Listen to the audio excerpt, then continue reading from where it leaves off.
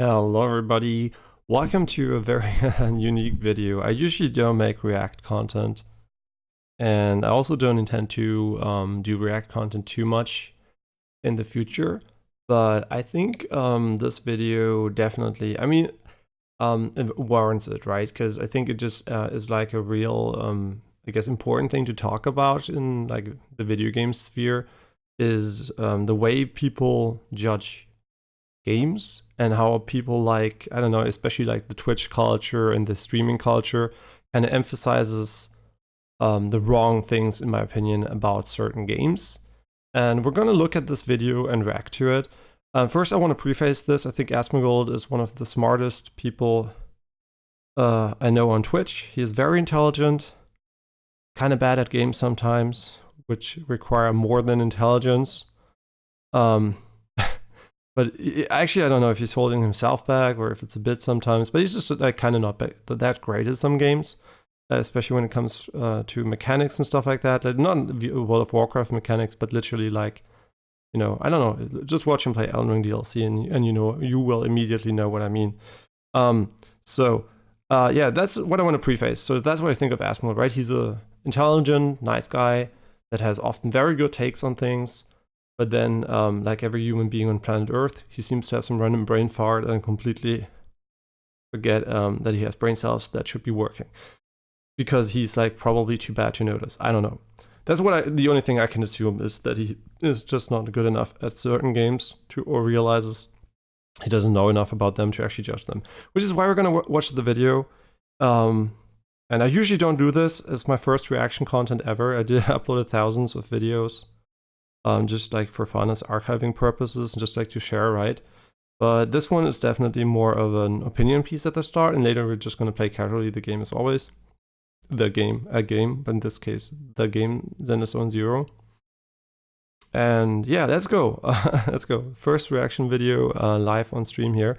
I must preface this by saying I watched the video which inspired me to react to it, because I think both the video he's reacting to, obviously it's a react video of him too, and the title you might say, why is it all caps? Because I just took the style his editor used. He doesn't edit them himself, it's like his editor, the style he used, and yeah. And also I must say I watch Asmongold every now and then on topics I care about. I don't care about general React content. I think he reacts to a lot of shit I don't give a fuck about. I'm not like a regular watcher of him, but you know, from time to time I do enjoy watching him, and I do think he's a great human being. And it's kind of unfortunate that sometimes he has these moments where just his opinion is kind of not valid, but very skewed in a wrong way, and he has a big audience. So I think like it's kind of important to, you know, put it maybe in the light of maybe another person, and you can choose whatever side you want in the end, or you can choose your own opinion, obviously, and there is no absolute right or wrong. So his opinions are valid, mine will be valid, but I will show you why I think his opinions might sometimes be very, very wrong from my perspective. So let's start. Zenless Zone Zero. A lot of people have been kind of negative about the game. I figured out. Okay, he starts off by saying a lot of people are kind of negative. I'm not going to react to every sentence, just to start, kind of negative. So that's an interesting way to put it. The kind of is kind of, you know, like saying, hey, I don't want to take an absolute stance on it. So it's like kind of saying like, yeah, kind of negative, right? It's like most people are being very negative about it. And a few are like, you know, still base. And he's one of the people I think is being not kind of negative about it. But he will argue he gives it a 6 out of 10, which is a good score, which we will come back to. I watched a short video about it. Game is ass. So I want to talk about the real reason why people are not satisfied with Zenless Zone Zero. Of course, we're showing my opinion on the game. So let's get straight to the point. The first real reason why people are not satisfied with the game is like the game is too easy for them. Okay, so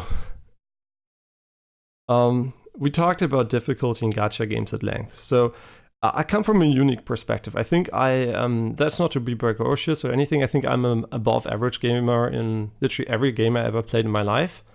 And I don't find games very challenging for the most part. I find most games very casually enjoyable. And only very few things I would consider slightly challenging. For example, the final boss in the Elden Ring DLC, if you don't cheese him with an OP build. and don't summon whatever, it can be quite challenging. Everything else about the Elden Ring DLC, in my opinion, was very easy. The base game of Elden Ring was also very easy.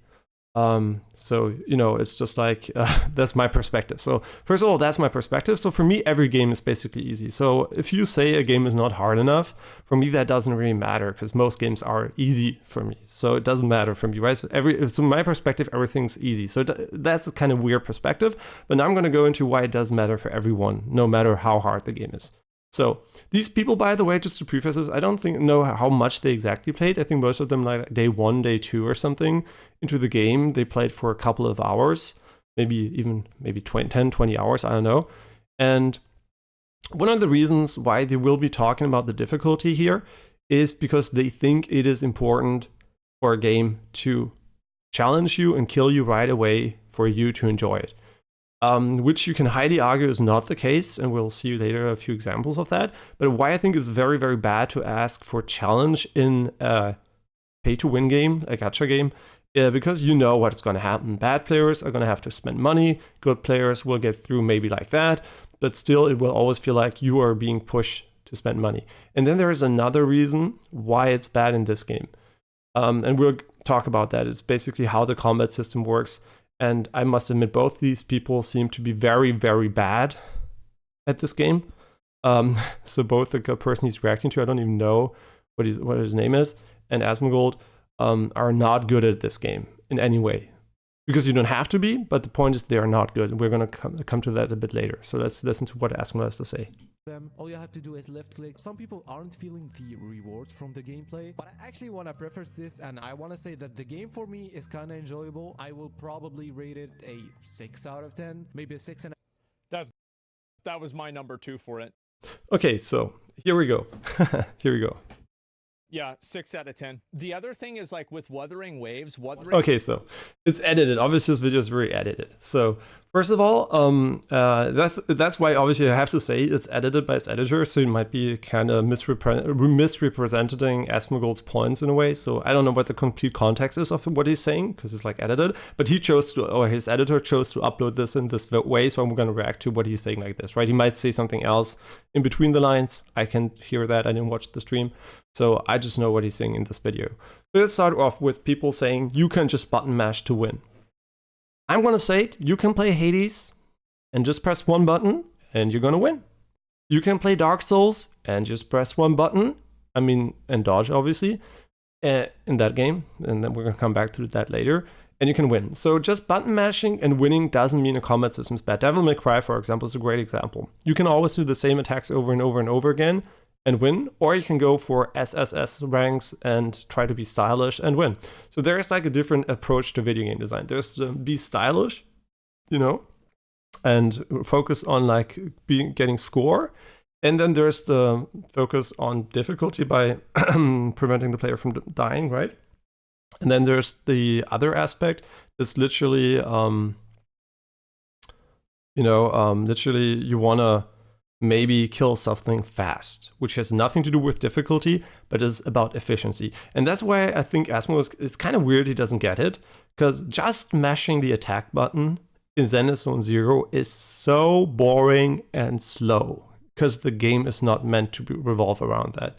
In many cases, it's literally better to not stun knock a single enemy like he's doing right here, but to actually just let him attack and parry him, to instantly get him stunned and then get the combos rolling, right? So I think the core problem these two people have with the game, and I think many people have, is that the game has a very complex combat system. But I'm going to delve into that a bit later.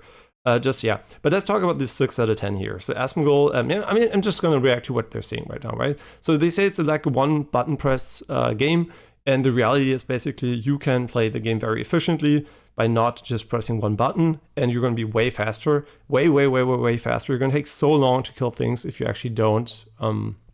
If you actually don't play it correctly, you're just going to get really sloggy and boring. And the reason why you don't get punished for it, beyond maybe the time limit later, is because you don't die. So I guess the reason why you might do it is because you're bad and just want to button mash. But yeah, they gave it a 6 out of 10. Just a little context, 6 out of 10 in video games is terrible. If something gets a 6 out of 10, most people will consider it to be absolute garbage. And anything below a 6 is basically an utter failure. It's like the worst games in existence, right? Everything below 6 is fucking terrible, and 6 is borderline shit, right? So let's be real. 6 is not a good score. 6 is a good score on a scale that has any logic between 1 and 10, but video games are definitely historically have never been rated on a real 1 to 10 scale, right? You almost see never something below a 6. You can look at how little you get 1, 2s, 3s, 4s. They're so seldom there. 5 is already super rare. So having a 6 for a video game is a shit score. Let's preface that, right? Everyone telling you otherwise is being delusional or using an arbitrary scale which has nothing to do with how everyone else rates games. So giving something a 6 is basically, it's borderline shit, but you can play it if you want to. Okay? It's not a good game like he's going to say later. Waves just got released, and it was already like, his people have a direct recent frame of reference to compare this to. So okay, so he's comparing it to Wuthering Waves. Now I must admit, Wuthering Waves I don't give a shit about because I just recently quit Genshin, and Wuthering Waves literally just looks for me to be a different version of Genshin. Might be the better version, I have no idea, I didn't play it. But for me, Wuthering Waves, the art style wasn't attractive, and I did not want another open world exploration type game. So for me, this type, and that's a very important point we're going to make, of game was not interesting to me personally. So I was not looking for that. So I don't think ZZZ wants to be that type of game, and that's, I think, a big issue we're going to see in this discussion. But yeah, that's why I just have to say I didn't play Wuthering Waves, and he immediately compares it, which is fair, I guess, because they came out recently, but it's like literally like comparing, I don't know, Hades to Elden Ring, right? Oh, they came out about the same time frame. Well, Elden Ring had such a big, open, epic world, and Hades was just a roguelike with rooms. How shit must Hades be, right? So, obviously a flawed comparison. They're comparing apples to apples. Just because both are gacha games made by a company that had made similar games in the past doesn't mean they have to, right? This game definitely wants to be a different game than Wuthering Waves and Genshin Impact, right? Wuthering Waves, from what I can tell at least, it seems to be an open world exploration game from all the gameplay I've seen. I've seen gameplay, right, but I didn't play a second myself, so. And obviously, having played Wuthering Waves, that might change how I talk about Wuthering Waves, because I could argue in detail there. But since I have literally zero idea about that game, you know, I'm literally not going to be able to say anything about it. So I'm literally, all I can tell you is that I didn't play it, and some arguments in the comparison might be valid, right? I'm just going to talk about what Zenless Zero is from a game design perspective in its current state, and not about Wuthering Waves. Anybody who's looking for like a combat game that's like responsive and shit, this game just isn't it, bro. It's just not it. So now Asmongold says the game is not responsive. Now I'm like, okay, that's bullshit, right? Obviously the game has no significant input lag. You're in complete control of your actions. The animations, especially the ultimate animations, are like, if you use an elemental burst in Genshin Impact, I have to say, in my opinion, right? You might be saying, hey, you're Hoyoverse, says MiHoYo, a fanboy. No, I quit Genshin, and I think very little of MiHoYo in its term of long-term support of games. They never add in more than 60 FPS. They don't give a shit about new technologies. Every new game from them fixes problems that are in Genshin, but they don't fix it in Genshin. So I think, and also Genshin has a lot of problems with like convoluted exploration design. They came too long story cutscenes. So I'm not a fanboy, right? I'm not a fanboy. Sariel can suck my dick with this fucking boring auto combat, which we'll come to later because it's going to be mentioned in this video. So yeah, we're gonna talk about those. So I'm not a fanboy. Let's preface it like that, right? So I don't give a shit about who makes what. Is it good? Is it bad? That's what I care about. And I mean, obviously, nothing is good and bad for everyone equally because everything's subjective. But we're gonna try to be as quote unquote objective about the game, and you know. So first of all, he says it's unresponsive. That's complete bullshit. And like a few moments later, he will say it's complete bullshit. But he's going to try to make it sound like it makes sense, but it doesn't make any sense, right? There's no unresponsiveness whatsoever in the game. Absolute nonsense. I'm generous, but I want to say that the first like 20 levels of the game aren't very enjoyable until you actually get to the new modes and try some end game mode, and it becomes a little more challenging the more you play it. And I think that if the game is going to be always casual like that, it's going to only like get a very, very, very niche audience, and it will probably be my first gacha game that I play on mobile. Okay, so let's just first start. There's a lot to unpack here. So the first 20 levels, yes, they are not the most omega enjoyable part about the game.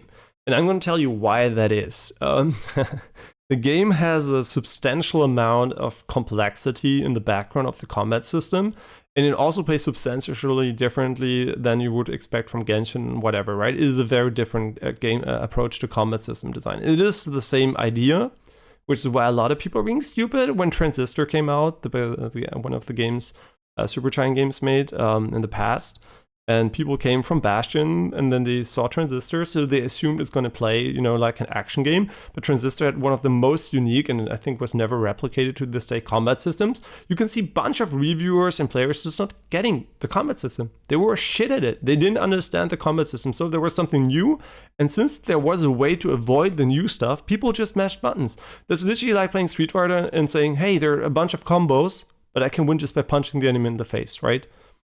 On easy mode or whatever. So you're like, yeah, that works, right? So I don't need my special moves and nothing. So, you can play any game in a dumb way. You can play World of Warcraft and you can just use one spell instead of a rotation and whatever, and you can probably level the entire game, right? So kind of weird argument, definitely, because the combat system is very, very complex in the background, and the controls require you to learn some new mechanics, which make it way faster and more enjoyable. So the main two core mechanics the game has is a very, very cool dodge and parry mechanic, right? It's not like in Genshin where you just dodge, spam, dodge, spam, dodge, spam. But here there's literally like the dodge slow motion with counter attacks. You get like the parries, and then you have like the parry.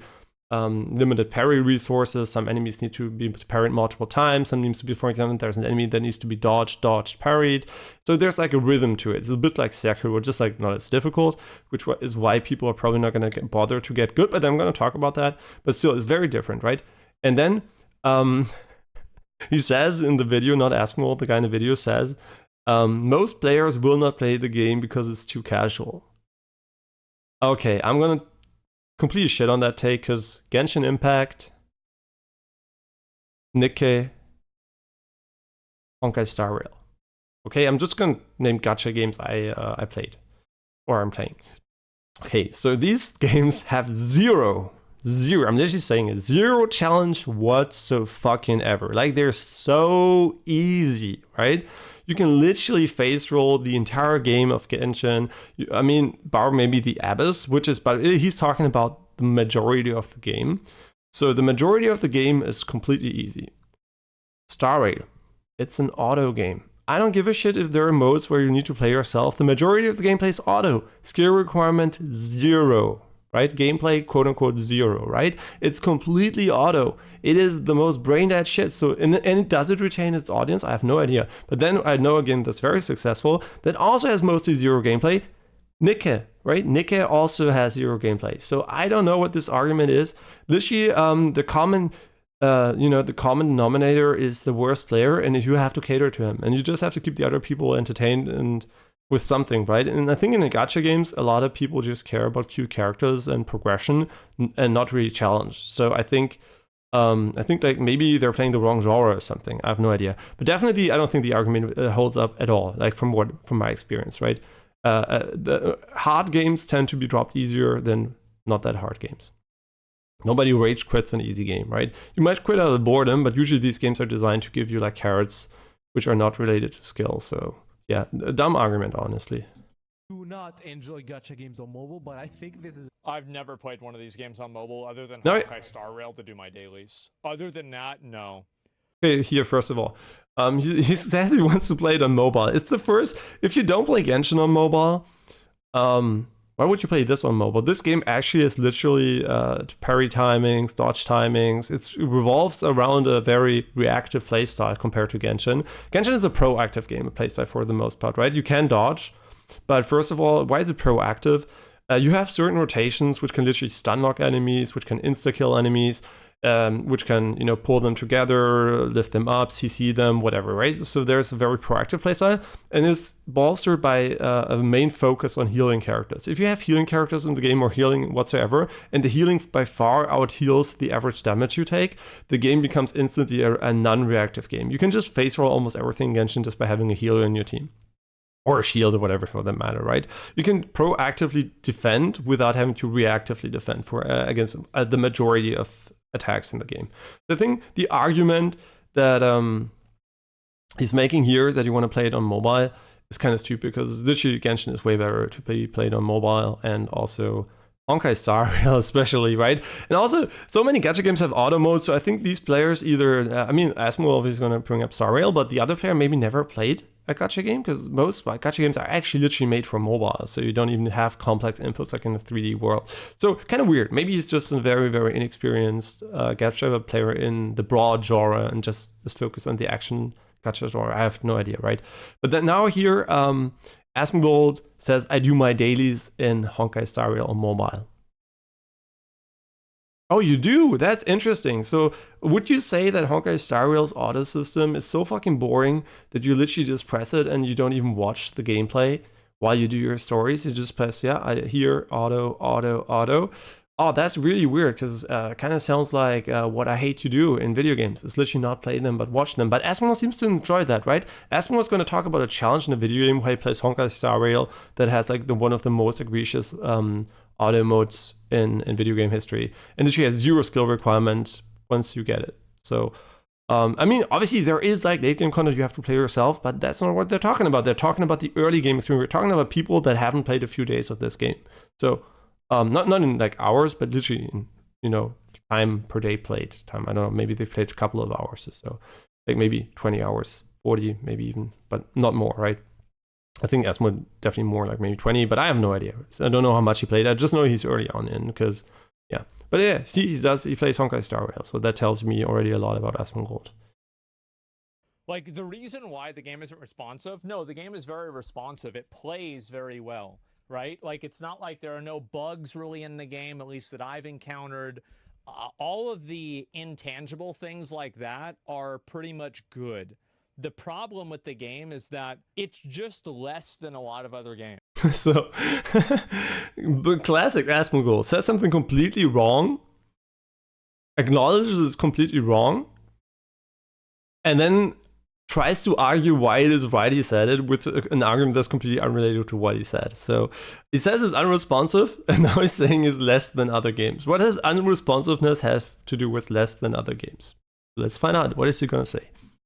The combat is less than other games. The world is less than other games. Okay, so he's just not gonna elaborate. He literally says something wrong, acknowledges it's wrong, but tries to argue why it's right by talking about random stuff. Okay, well, let's just talk about these 3 points here.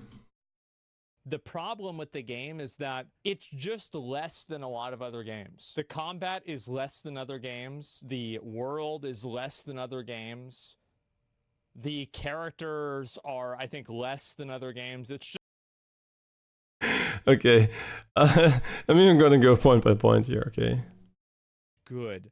The problem with the game is that it's just less than a lot of other games. The combat is less than other games. Okay. The combat is less than other games. That's, first of all, he doesn't give any reasoning for that. Obviously, he's going to have some arguments, but he doesn't. So, let's just take it for face value. Is the combat less than other games in Zenless Zone Zero? No, right? It is way better than Genshin from a pure design perspective, because it has literally proactive and reactive defense mechanics, mostly reactive ones. So, like having active focus on active dodging and parrying definitely adds a lot of like nuance to the gameplay style, and can enable very difficult content without feeling bad. Genshin has a real problem with that. Genshin, if you make it difficult, it's gonna feel bad pretty quick, because it's like just more of a stat check often, right? Because Genshin only has that one dodge, and the one dodge doesn't, yes, it can be skillful, but it doesn't allow for a lot of variety in combos. But as soon as you have a duality, like a binary system basically, you can literally add so much nuance, right?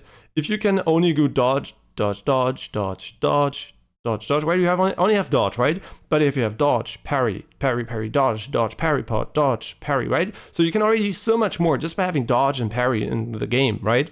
Just having these, you can bring a lot of variety to defense. So I think already that is fucking dumb, right? Arguing that the game doesn't have a lot of depth. You can look, and the reason why they are arguing like that is because neither Asmongold nor the other guy, I think, and the other guy I don't know too much, but Asmongold for sure, they did not look at how the combat system works. They're playing it in like Wuthering Waves and Genshin, which is not how the game is intended to be played, right? The game is literally meant to be played in its own style, with a very, very much a focus on reactive countering to then proactively react, right? You usually initiate by being defensive. It's more like a little bit like, I think it's not Sekiro, you usually attack and then you have to become defensive, right? So you can do this too, obviously, in this game, but usually it revolves a little bit around you also about getting the openings by starting with a good parry or whatever. So I think missing this crucial element of the gameplay is one thing, and then obviously you have all the details and how, like, for example, you have an SS character, Soldier 11, where you have to literally press the attack button with a certain timing to do optimal damage, right? You have to do that. You don't have to do it to win, maybe, but if you want to be efficient, so there's like even timing in attacks. You have like hold attacks, you have like, you know, a little bit of rhythm in there, and then obviously you have like very, very interesting ways you can do rotations by using the certain characters in a certain order, by using their like, you know, their quick attacks, whatever they're called. No, not quick attacks. I'm bad with the names, right? We literally the attack when you stun the enemy and you can go in, right? You can do different rotations because they apply elements in between, and then the elements can react with each other. Like you can override them, so you may want to have a different order. And then there's a lot of background passives and stuff like that coming into that pretty active combat system to do a lot of optimization in the background. So is the combat less than other games? Heck no. Look at fucking Elden Ring. Elden Ring is literally dodging or blocking and attacking. And it doesn't matter if you have a heavy attack, a charge heavy attack, or a jump attack, whatever. It is literally a boring one thingy attack, right? It is attacking and rolling. It's not very complex. And you could see if you would just take it for even if you would take it for face value and say, yeah, just like, you know, you just attack. In this game, you don't even do the abilities or whatever. You could just argue that you literally have the characters that are like weapons with different ashes of war. You could imagine that. And then already you have the same complexity. Then you obviously, sure, you have a shitty, you know, you have all the faith stuff and all these cheese pills or whatever. But the majority of like Souls gameplay, if you just want to play it like quote unquote normally, like a really normal melee character that doesn't rely on shields or whatever, is usually just like dodging and attacking, right? So super simple. Definitely not less, right? And then there is the difference between, and we talked about that in Elden Ring, the difference between what the player can do and what he has to do to win and what the enemies can do. And this game, Zenless Zero, has a really, really, really great combat system for challenging gameplay. Because the parry and dodge system is an integral design part of it. And the stun mechanic basically opens up these moments of now you can efficiently DPS the enemy. Before that, you have to play more reactively and try to stun them. And then you can scale the damage up really, really high because you can literally avoid all damage in game.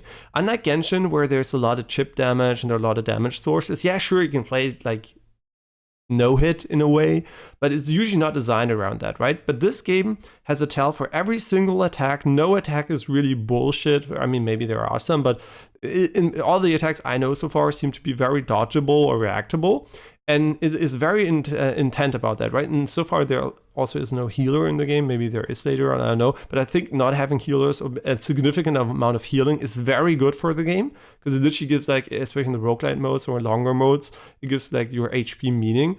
And I think that's also a part that Asmongold is kind of missing, is that the game has a roguelite mode later on, where literally you can where you have a HP bar that is meant to be managed over multiple fights, right? So you don't recover HP every fight.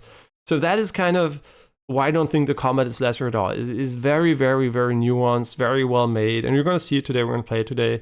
You're going to see my gameplays where we're going to look a bit different than theirs, just because I literally use the parry and dodge, right? I mean, obviously, we're going to do the same things. But also, then the characters are not built optimally for rotations and whatever. So yeah, I think like most people, I would say, don't understand the combat system very well.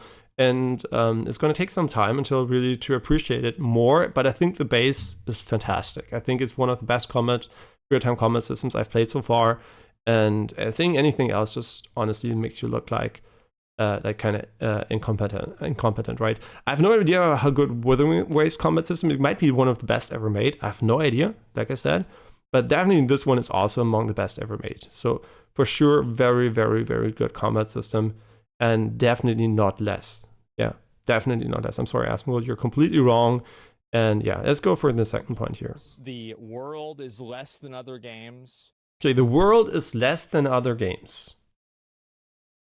What do you mean? You mean it's not an open world game? Is it less because of that?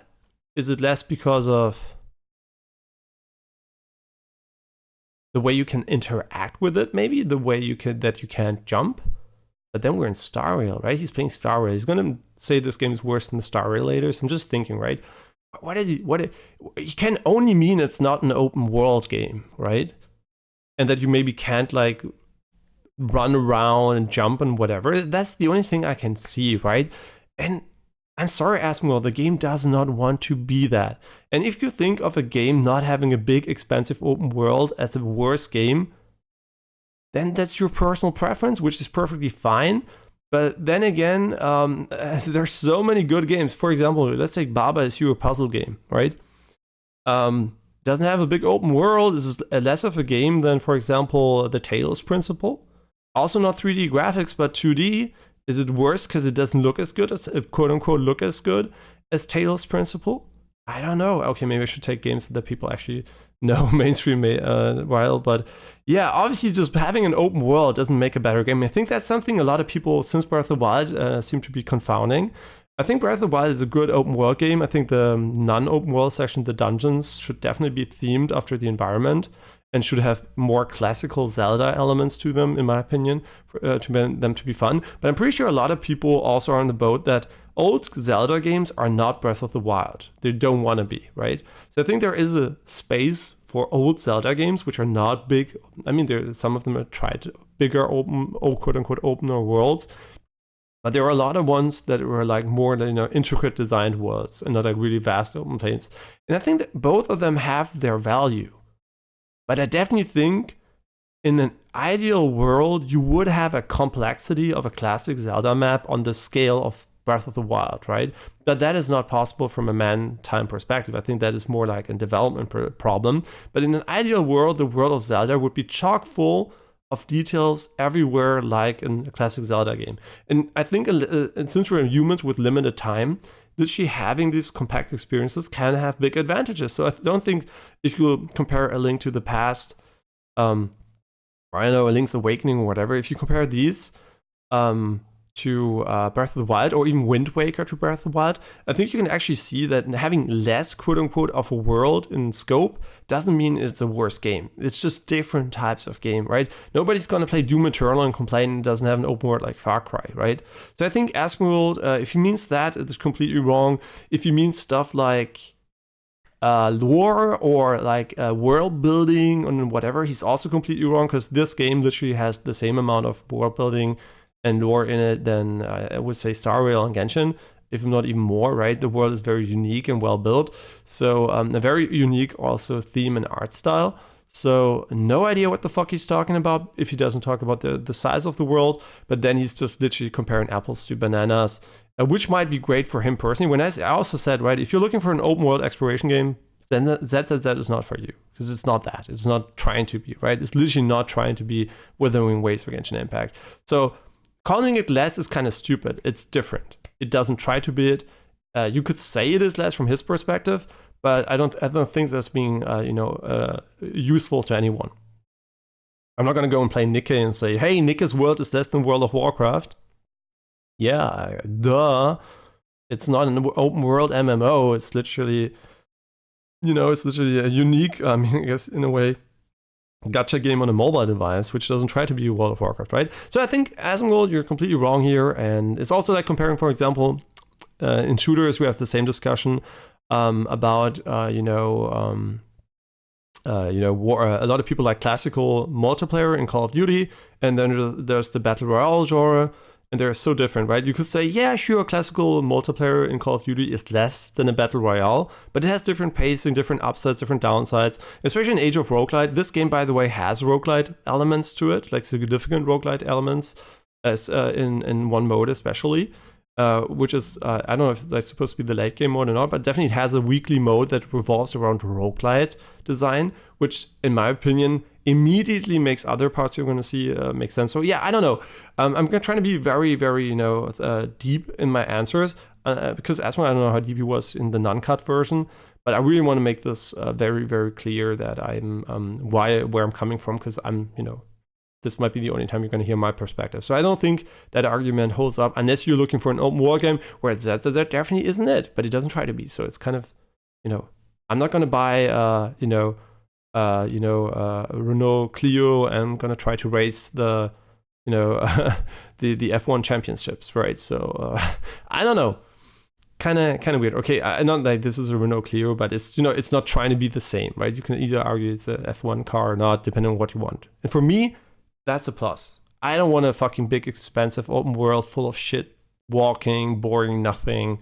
Just like, I'm sorry, I know that Genshin is full of stuff, and I like Genshin too, but at the moment, I don't want that. I just want a combat-focused game, especially on a daily basis. I think, Genshin holds up really well if you just play the story and everything, but once you start doing the dailies, all the additional loading screens, the additional travel time to the locations, you walk somewhere, you kill everything in literally a nanosecond with zero challenge whatsoever for your dailies, and you're more walking and loading, right? So I think having a design that is not like that is actually really good. Also, Star Rail, if you do the simulated universe, the walking, you walk, do nothing with auto, walk, do nothing with auto, walk, do nothing with auto. It's a terrible way of doing an auto system. Honkai Star Rail would have been so much better if you could literally just full auto stuff and just like not have to walk in between, honestly. I think the walking in between devalues the auto experience. And if you didn't have auto, I think it would have been a better game for me, because then it would have made sense to be there, right? And walk, fight, that's perfectly fine. But literally walk, do nothing is a terrible game design from my perspective. But maybe I'm not casual enough, because he's going to argue that people that are going to like this game are casual, but I will heavily disagree with that, because maybe that's because I'm kind of okay at all other games that I initially never find a game really challenging, and I would say every game for me is casual, so I'm coming from a very different perspective maybe. But yeah, let's see. For me, Elden Ring is super casual, right? I can play Elden Ring just like casually, spacing out, and like the characters are, I think, less than other games. It's just like this game. Okay, the characters are less than other games. For me, it's like I have question marks in my head when he says that. Doesn't he like the style? Okay, fair point. You don't like this aesthetic. I think Wuthering Waves looks like shit. Like shit, not objectively looks okay, but it looks like boring, edgy Genshin, right? It doesn't trigger anything, but that's just my subjective opinion. So I'm never going to say, don't try Wuthering Waves because it looks like boring, edgy Genshin. You can see that yourself. I don't need this opinion, right? I want to know why he thinks the characters are less. Because from a design perspective, from how the backgrounds work, I think he doesn't even know, they're very well made. And visually, obviously, they're also very well made. They're well animated. They have cool cloth physics. Everything just looks nice, right?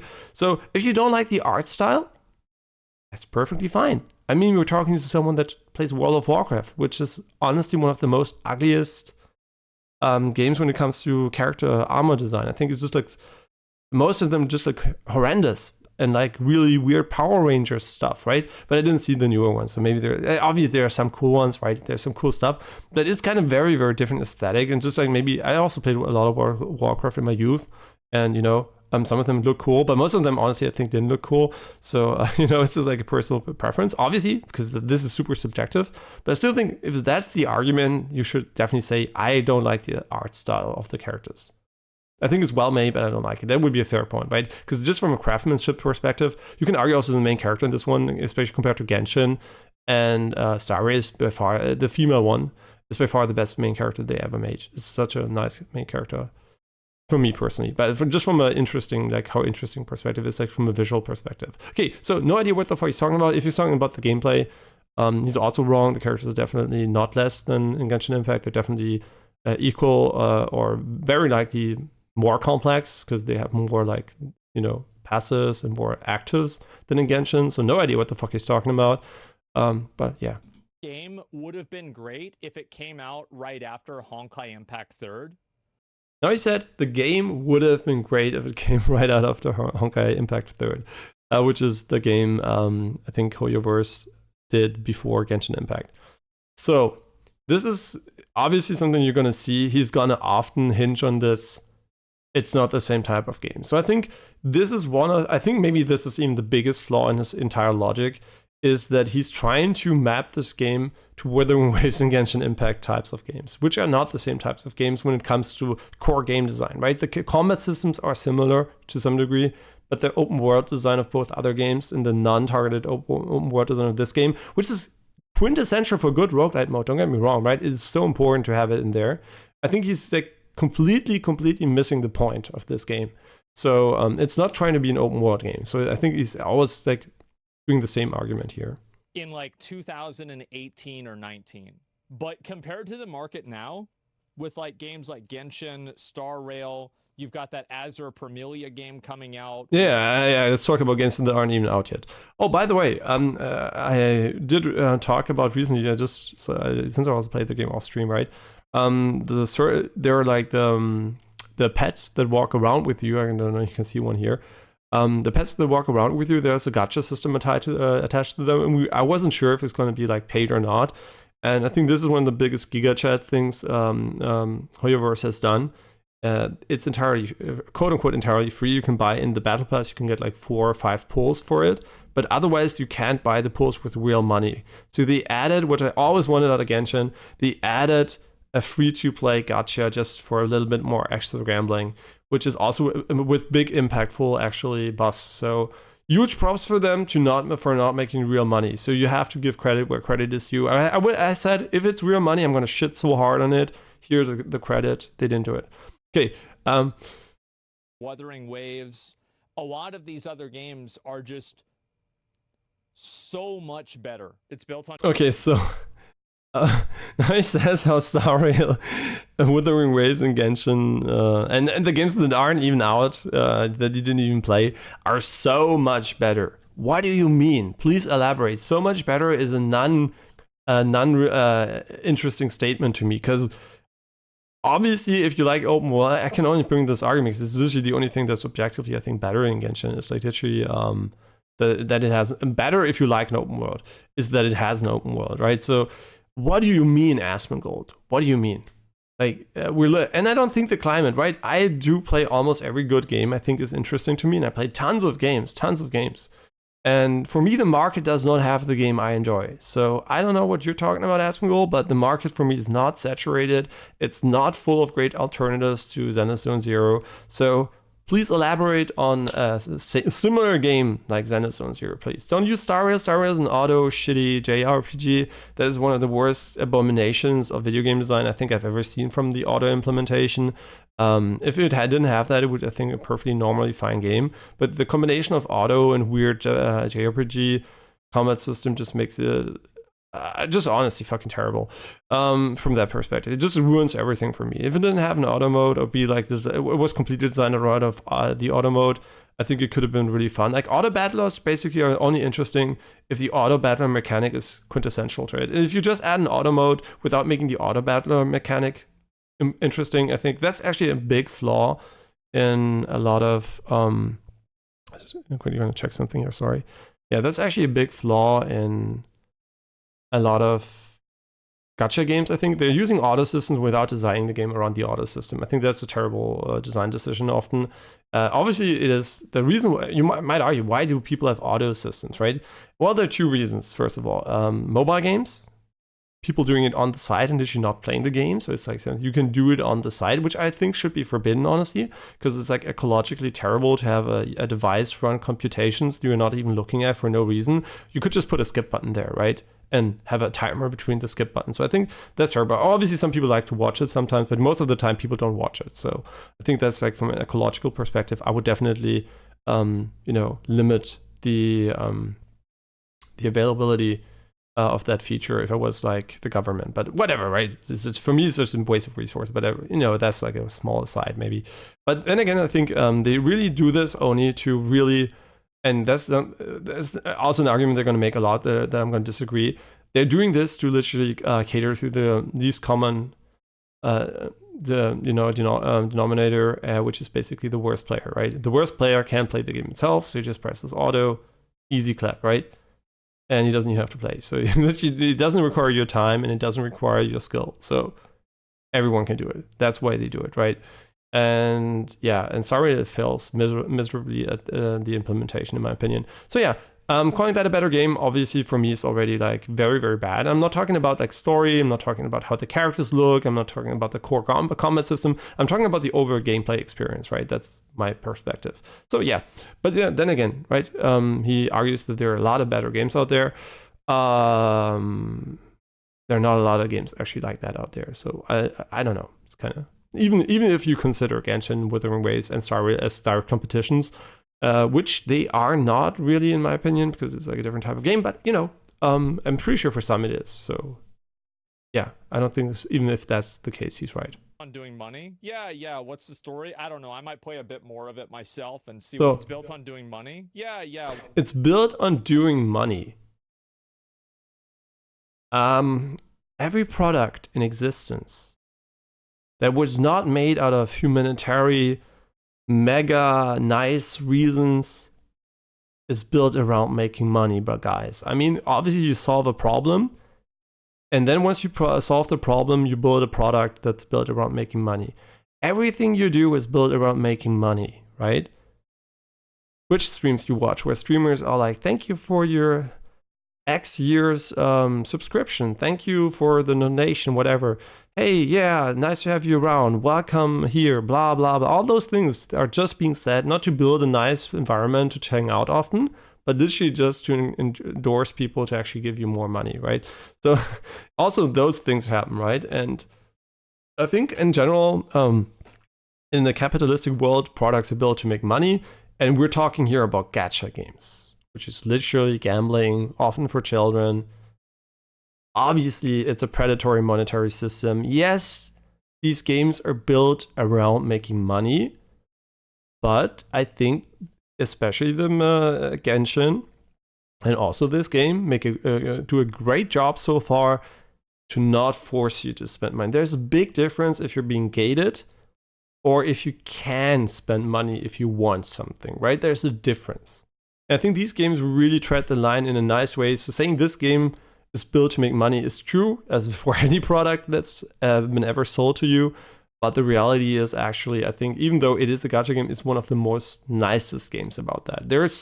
If I start up Nikkei, I'm gonna get a pop-up for the shop with a FOMO limited time, 2 hours I can buy. Then I'm gonna be coerced into going into the shop every single day to get my daily bonus, so get accustomed to clicking the shop buttons and whatnot, right? There's so many more Predator, and then there can be the 1,000 different currencies in other games, like a Lost Ark, whatever. So this argument against this game, sorry, you're just a fucking idiot, right? And he should definitely disagree here and say that all the other games are just the same. Wuthering Waves, Genshin, Star Rail, exactly the same. All not maybe the worst offenders, obviously, like this one isn't either, but definitely in the same vein. So there's no way this is an argument against this game specifically. What's the story? I don't know. I might play a bit more of it myself and see. Okay, he doesn't know about the story. I don't give a shit too much about story in games. I think the game, the story so far has been enjoyable, though. No idea how I'm gonna feel about that later on, because usually the more they drag on, the less, interesting they get. I think it's in line with what I would expect from Star Rail at the start. Genshin is too long ago. I can't remember. Genshin also had some nice moments. But I think actually Star Rail and this one definitely had more interest, right? For me, like the order of interest in the world building perspective is definitely from favorite to worst is for so far just like the personal preference, right? The style of word I like Zenless at most. I like Star Rail second. I hate Star Rail most, by the way, from a game perspective, but just from a lore setting perspective. And Genshin is generic fantasy, quote unquote. So for me, it's third, right? It's not that interesting. I don't like the writing, especially. I'm also talking about the writing. I think like Star Rail and Genshin have way more like realistic writing, and Genshin has like this very childish way of writing stuff, which doesn't have to be terrible, but just isn't too engaging for me personally, right? I don't need some kind of hardcore grown-up shit. I just need like a bit more normal human being interactions. So yeah, that's my order. See what it's about. Yeah, so he doesn't know the story. I don't know much about it either. Seems to be in line with many games I've played so far. Nothing too weird. Wuthering Waves seems to have a very terrible story, but for me, that's not important. I think if you like a story in Star Rail, Genshin, whatever, you're gonna enjoy this story too. It's equally well made. Maybe even the best so far. I don't know, but it's like hard to tell. Yeah, Star Rail and this one definitely have a good start though. So, and obviously, let's talk about the the elephant in the room.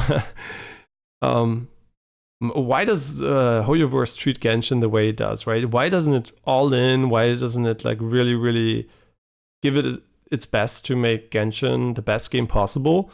I feel like, and that's just my impression, they kind of don't like that it's a Breath of the Wild ripoff in a way. I mean, I argue that for me it's often the better game than Breath of the Wild, right? I find it better, and I find it also like more interesting. And there are a lot of unique things, so it's a very unique game. I don't think it's a copy, but still there are a lot of elements which seem like copies, right? Like if you look at Mondstadt, the first area, is literally just like also the enemy design, everything, just like literally looks like Zelda, right? So maybe it's because they didn't feel like this was our baby. They don't care too much about it, because I feel like with Honkai and this one, they do feel like it does feel like they care a bit more, but I don't know. Maybe that's just like maybe it's their style. Maybe they just make games and then like they just like keep them on life support until the next game they make drops. I actually don't know, right? So this is why I'm not so quite sure about the story aspects, but yeah, he doesn't know either because he didn't play enough, because that's something you can only know when you played enough, right? Okay, but let's see. But yeah, that's the way Okay, we just made a 2-minute video to a 20-minute video. I'm worse than Asmongold actually, but because he reacts always and then makes a short video and really long. But like I said, I'm only gonna make this once, so this is a one-time thing for now, and I don't tend to do these types of reactions too often. But why I like reacting to Asmongold is not because he's popular, because I think he's an intelligent person, and he can see a lot of value maybe in this type of content. If you should ever one day, which you probably won't, like almost 0% likelihood, but if you should ever see this, you would probably maybe find a bit of value in it. And other streamers, I think, are just like not receptive enough to even see criticism being brought up as being realistic. I feel about it. Going to be a good one. But another reason why people aren't satisfied, I think that if the game launched before Wuthering Waves, I would think that it would get a better reception, because people already tried how you can get one shot from bosses and how a lot of Yeah, that's true. Now I don't know Wuthering Waves, so I can't talk about it. But getting one shot from bosses in a gacha game kind of sounds for me like cringe, to be honest, because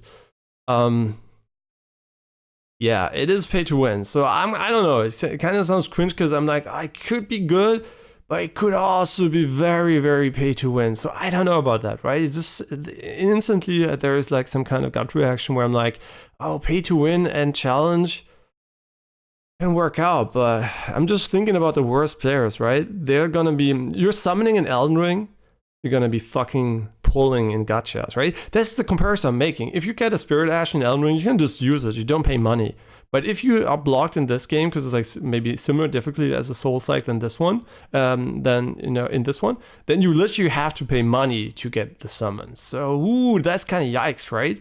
So I don't know about that one. I'm kind of not sure. It might be amazing, but I don't know how it handles it. I didn't play it, but it sounds kind of more or less weird. But let's see.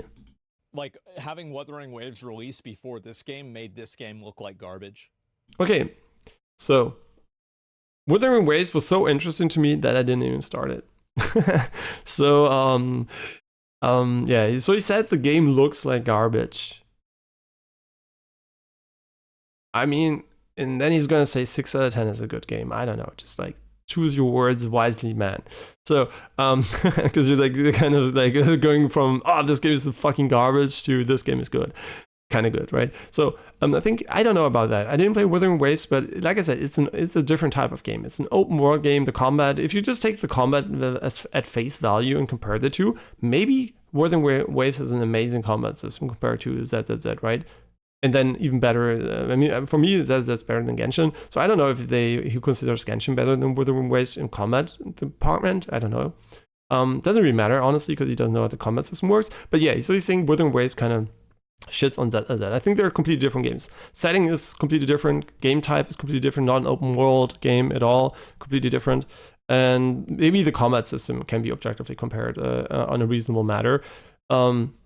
I can't, so I can't unfortunately do that. He can't either because he doesn't know the ZZZ combat system, but which is what where it's funny. He doesn't admit it. I admit I know nothing. He doesn't admit he know nothing about ZZZ because he played for 2 hours. So, I mean, maybe 20 hours. I don't know how much he played. He didn't play enough because you will see he will ask a dumb question, which will make me doubt his knowledge about the game significantly. Absolutely. But I think also we're seeing that inside of an echo chamber of people that are like more serious gamers that are watching YouTube videos about these games. So like there's a good chance that Zenless Zone Zero could be very popular with brain dead normies. Okay, so obviously you can tell I'm very brain dead, and I'm also very normie, not invested into video games. And that is the reason why I should definitely, hate on ZZZ and, everything else is better, or it's fucking filthy casual game. And I'm just joking here, obviously. I wouldn't consider me, a casual normie. And I also wouldn't consider, he's like literally calling people out here.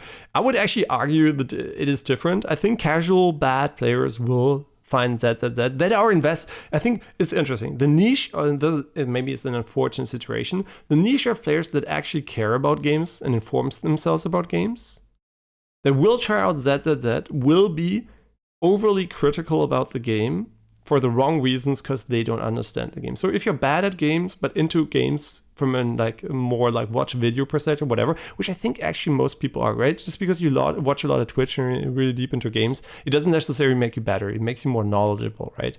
So I think there are a lot of people like that, and I think ZZZ definitely is one of the games where people like Asmongold, which are not good at these games from the get-go, it takes a little bit of time to warm into them usually.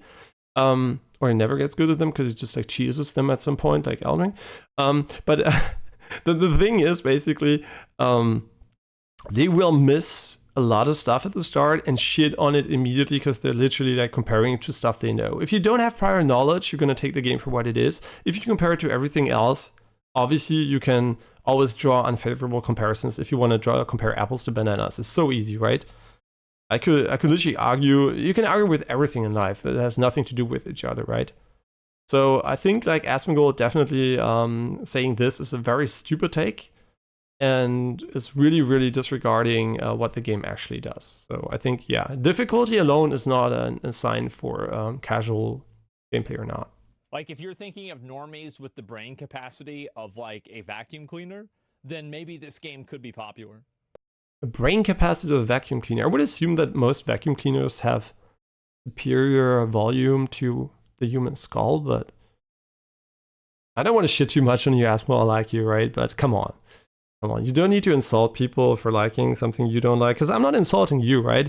I'm saying he's intelligent, even though he's being stupid about this one, right? So I'm being very, very honest about this. Modes aren't that easy, and then we went to a very easy game. A hand vacuum cleaner, by the way, not one of the big ones. Wait, what again?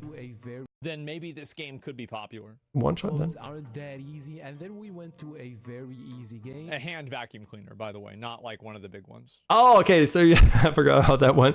Even the hand vacuum cleaner can have a lot of volume compared to the human brain, because the human brain is here, Asmongold. I don't know if you think it's here. The human brain is up here. Right now he knows. I'm just joking.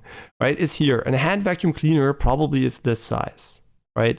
So, Asmongold, I know you realized your example was pretty stupid, but then you corrected it to something not quite right. That's what he does, right? He says something objectively wrong. He's intelligent enough to realize it's wrong, and then he just tries to convince people that he knows, I didn't mean it like that, right?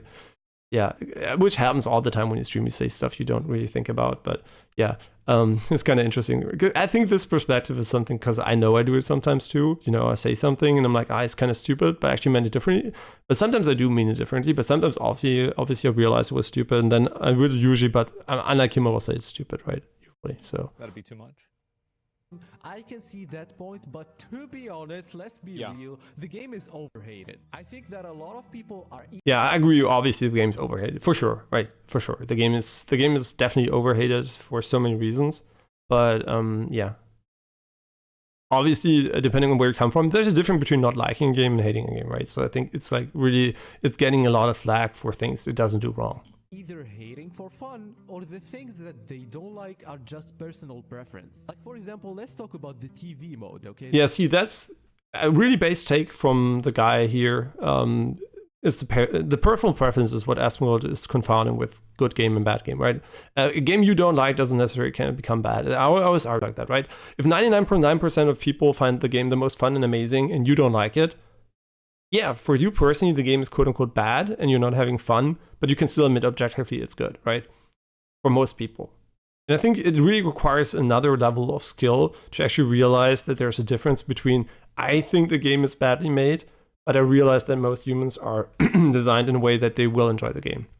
So I think that's super important to actually realize the difference there. So I think Asmongold kind of doesn't do a good job of extrapolating his own opinions to the objective existence of the game, which he can only subjectively perceive, which is why it's so difficult to do that. So I think he can realize people will like it, but the way he can't really argue in their favor. He can't steel man their arguments too well. The TV mode is probably the worst thing they did on the game. And I actually agree that the TVs in a lot of things kind of useless. Like, why did you put TVs here and there and a lot of it in the main story? Like, they need to change that. They need to make it. They need to. Okay, they don't need to do anything, first of all. The TV mode is the puzzle progression mode. So it's basically it is basically the mode that leads you to combat encounters. You could imagine it's like walking around in a classic dungeon crawler before you meet an enemy and then you go into the combat mode or something, or in JRPG until you meet the enemy. So what does it do actually, the mode, right? The mode is, first of all, it has puzzle elements in it if they want to, right? So there's like a puzzle element in it, but like I said, puzzles in video games are usually like really stupid, so nobody gets stuck on them. So or you can just Google them anyway. But anyway, it is a light puzzle game. And what it does basically allows you to do a bit of storytelling, visual novel style with additional traversal and decision making from the player. And it's basically like an over map level selection screen, basically with a little bit of gameplay in it. And at first, you might say, yeah, it's kind of weird, but the more you play it, the more you realize it's actually a sound game design, right? It is literally a fast, efficient way to convey information, because games are about conveying information to the player and making that information fun for him. And I think if you look at Genshin, if you take the Genshin map and you can convert the Genshin interactions to this TV system, right? The TV system is basically able to convert any amount of information, but it changes the way you interact with it, right? So in Genshin, if you want to go to a domain, you're going to have to press forward for 10 hours and you're going to have to climb a little bit, but it's just like going to take a while. But it's going to be comprised of repetitive walking forward actions. In the TV system, would literally be one click and you would be at the domain, right? And in between, you get maybe a few loot drops, which you can then put in the TV as additional fields and whatever. So yeah, why do people initially think it's bad? Well, they come from open world games. They come from the real world where everything's 3D and interactable. And I think just because the real world is 3D, it doesn't make 3D game design inherently better than 2D game design. And the reason for that is pretty simple. The real world and 3D spaces require significant amounts of effort and time to move around in a cognitive, satisfying way for humans if you don't use endless fast traveling. So if I want to get from my room from point A to B, or in a game from point A to B, it's going to require a certain amount of time. And condensing that down in a 3D world feels really awkward. If I literally go and see a door in a 3D game and a TP to the door when pressing A, you're going to have a weird warp effect, whatever. It's kind of weird. It doesn't feel natural at all. So just condensing that down to a 2D perspective, which is also abstract from the real world, that we can actually relate to it easier, right? So I think it's a very smart move to make it approachable. Then obviously there's the roguelite mode, which is where it starts to make sense, to be honest. I think in the other one you might, it's nice little puzzles, it still adds value, right? But in the roguelite mode, it makes the most sense. He's going to argue like that too, I think. But I think the roguelite mode is definitely where it really makes sense, because you have penalties for every field you go. You have like decisions where you go first and whatever. So it's like, it is part of the gameplay. And it's well made, and it's by no means worse than an open world, and has a lot of advantages over it. So I think not liking the puzzle sections is a personal preference, but it has nothing to do if it's good or bad. It is good, right? It's good. You might not like it. It's good. So far. When it's bad, I'm going to let you know. When it's shit, you know, I'm the first person to shit on something when it's bad. It's not bad. So, yeah. The one thing you could argue is kind of bad is maybe at the start is you're a bit confused by the visual design because like so overloaded, so stylized. But that is definitely not a problem later on. Later on, everything's really clear. But at the start, definitely the readability is a bit suboptimal. That's for sure. Yeah. But the reason why I'm talking a bit super positive about the things is because I'm like, that's why I wanted to react to the video, because all the opinions being brought up here, and not all of them, I just agreed with them. All the opinions being brought up here, most of them, are literally opinions where I can't say the negative thing about it. When I will agree with them, I will let you know, right? As soon as Asmongold'S has one thing, I'm on board 100%. I will completely agree with him. Okay, don't worry about that. If it comes, that's why I've been reacting. It's such a weird video to have from Asmongold for me, because I usually don't watch videos where his opinion is like completely wrong most of the time. But for this video, it definitely, unfortunately, is. Easier for a lot of people. To be honest, in modes like the simulated universe of this game, I actually enjoyed the TVs. Yes, I thought they had a meaning inside this mode, in only this mode. I thought, okay. Yeah, I have to take a 2-minute break here, unfortunately. I see you guys in 2 minutes, and then we're gonna finish the video. I'm sorry it's so long, but like I said, it's like I really want to elaborate because, you know, I don't want to stand there and just say he's wrong cause reason. I really want to elaborate where I think the reason's right, okay? But see you in a moment.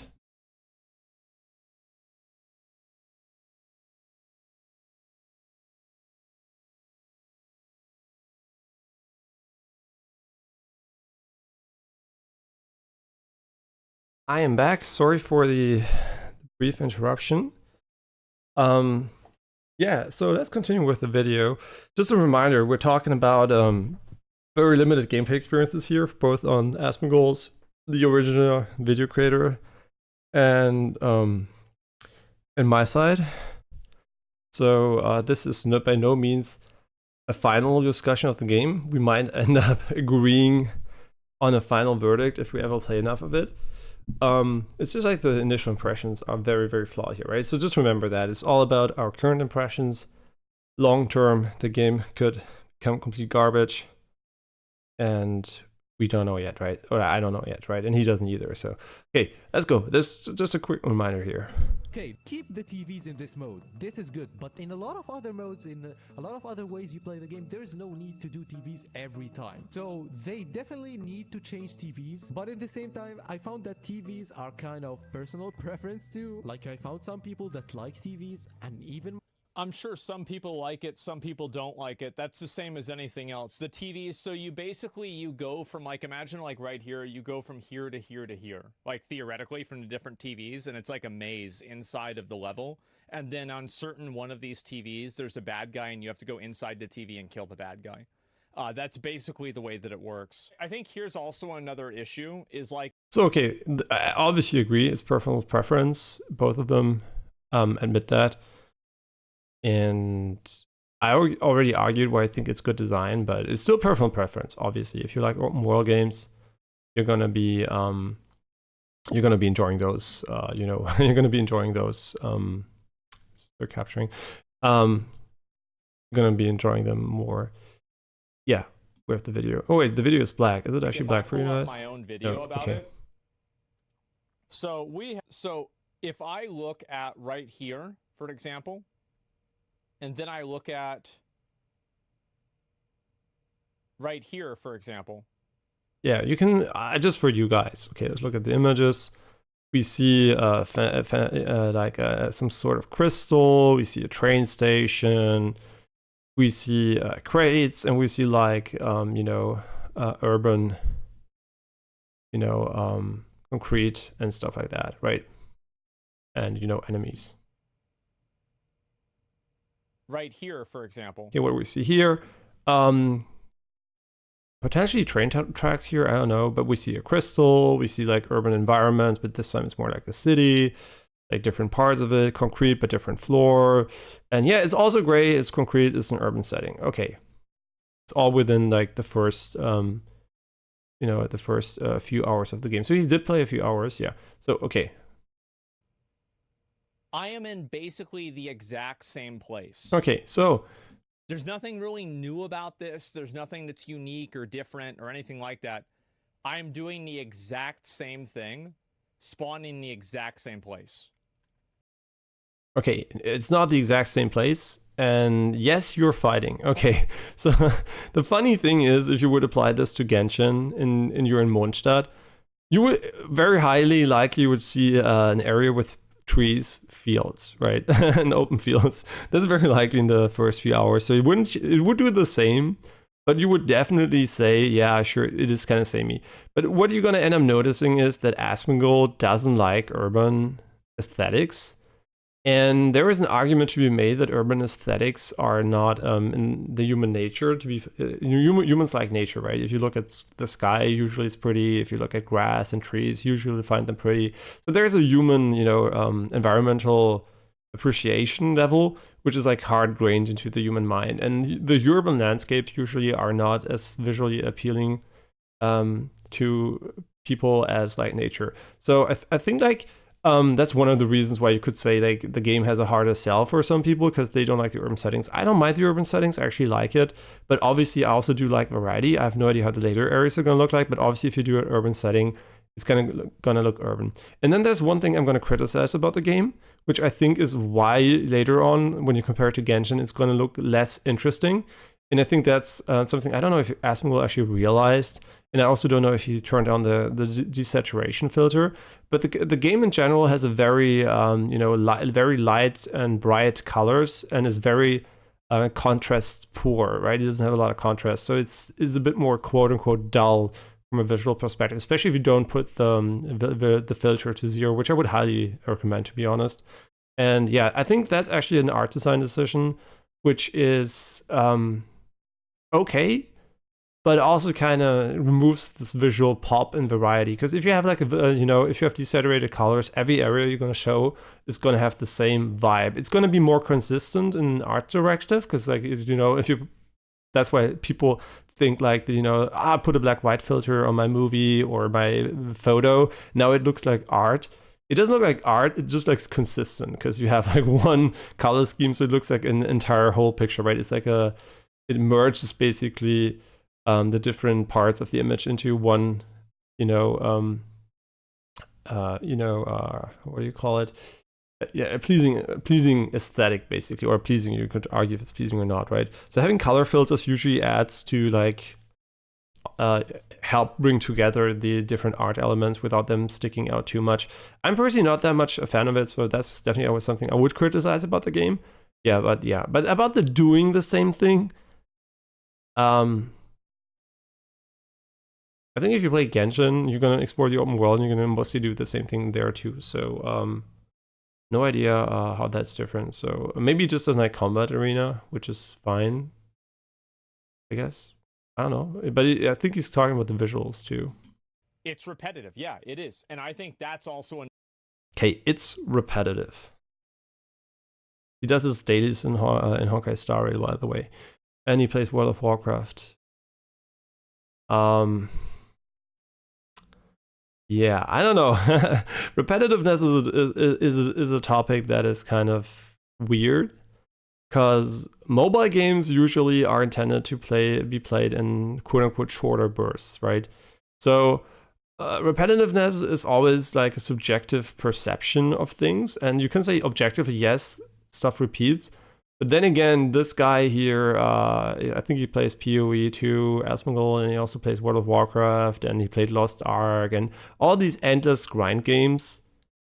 And he didn't mind there. So I'm kind of, I kind of wonder which aspects he finds annoying. Because repetitiveness is inherent to most games, because you might be wondering why actually is that the case. Creating novel, new experience with especially the same combat system and inputs is very difficult, which is why I think Genshin is struggling to add new meaningful content that feels as good as some of the original or like mid-game life cycle content it has put out, because it tries to innovate. It also has the same base, core mechanics. It is you can only do so much with that, right?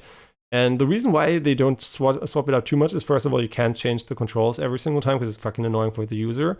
but also creating general, new novel content obviously takes more development time. It's easier to just make an arena, put enemies in, and let you fight them. So obviously there's also development time there. But there's, since I'm a big fan of roguelites, for me, this is not a criticism, because I like the way that you just focus on combat, and that is not dialed down by quote unquote meaningless exploration in between. So I think this is, for me, is a big plus, but it's very subjective, and I think some people might dislike the focus the game has on combat if they enjoy other things. So definitely, if you're not into, if you don't enjoy the base combat, you're not going to have a good time. And this is where these people, especially Asmongold, is coming from. I guess that doesn't have any clue how the combat system works and doesn't enjoy it as a result. So another big issue. It's super repetitive. Myself, I would argue it is by no means more repetitive than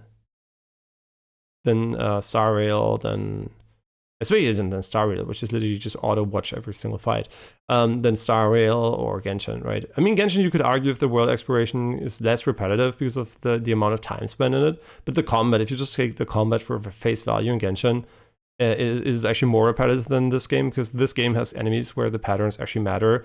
In Genshin, you usually just fucking ignore what the enemies it does and just insta-kill them. So I think, which you can also in this game, but definitely if you in Genshin, you don't even have the opportunity to fight them differently often, right? It's just like the same thing over and over again, which is one of the flaws, I think, in Genshin's combat system. But, that would require you actually to understand this one to not make that criticism, I guess. Kinda enjoy them sometimes. I won't say that I never enjoy TVs and puzzles, but maybe because I like puzzles, Would I say that most people like puzzles? I don't think so. No, Candy Crush disagrees. Actually, casinos are a good example for that, because a lot of casino slot machine design is omega easy puzzles, quote unquote, right? Because it's literally just luck often, but it has some quote unquote puzzly elements to it, very light puzzling. So I think very light. You could, actually, the irony is you can think of every game mechanic as a puzzle, right? How do you fight? Do I attack? Do I block? When do I use my skill? All this is basically a puzzle, but it's just like real time, and it works like naturally. And they're like puzzles which are like slow and forced. And if you make those very simple but still engaging for the human mind, but just adding some like fun visual elements and stuff like that, I think even easy visual puzzles can feel engaging to the player. Just look at Tears of the Kingdom or Breath of the Wild or Genshin's open world puzzles, right? They are puzzles. So I don't think puzzles are the problem. I think it's the perception of a 2D plane versus a 3D open world that is like, oh look, they didn't even bother making this world fully explorable. Oh, the game must be shit. Right? This is where people are coming from. So, like I said, if open world is the main draw for you, this game is shit, right? Because it doesn't have one.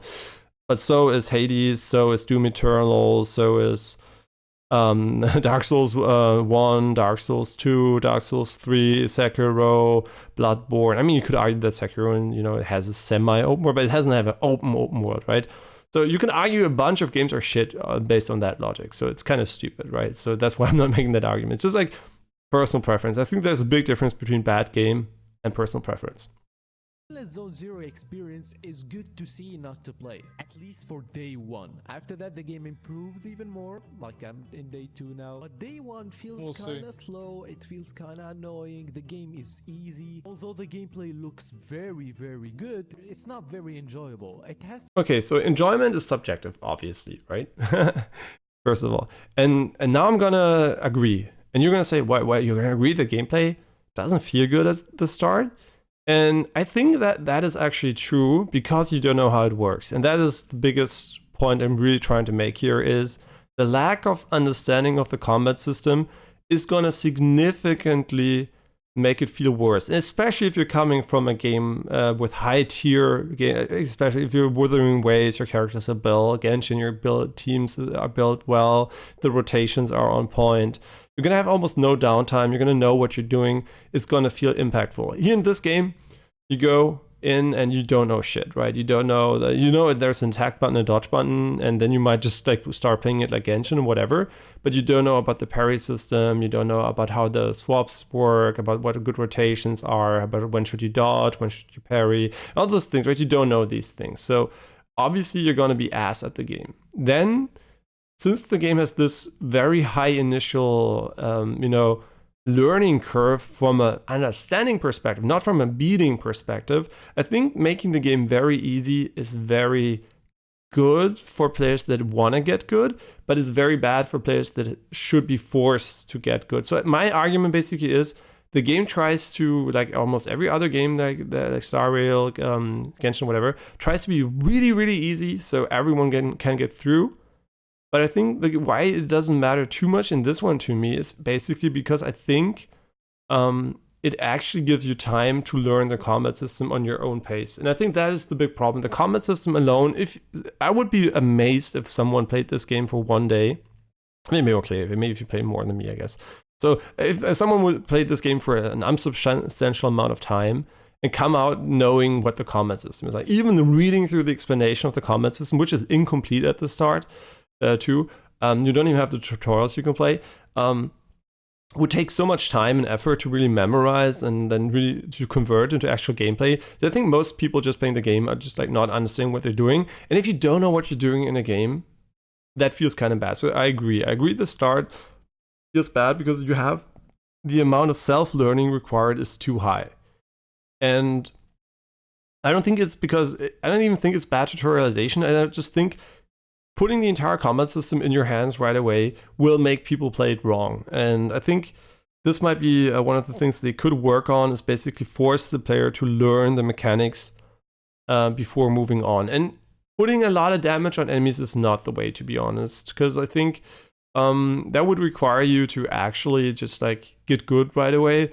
I think it's better to not make that happen, but really to emphasize certain mechanics until the player gets them down, like repetitiveness, right? Just let the player just parry 10 times. I mean, it's boring. I know it's boring, but I mean, make it skippable, obviously, but just make it happen, right? Explain the player, how does combat look like when you know what the game is like. There is no indicator in the game. You can see every description. You can see every description for everything. You can see videos of it, everything. But the game never actually tells you what is it supposed to look like if you do it like it is intended, right?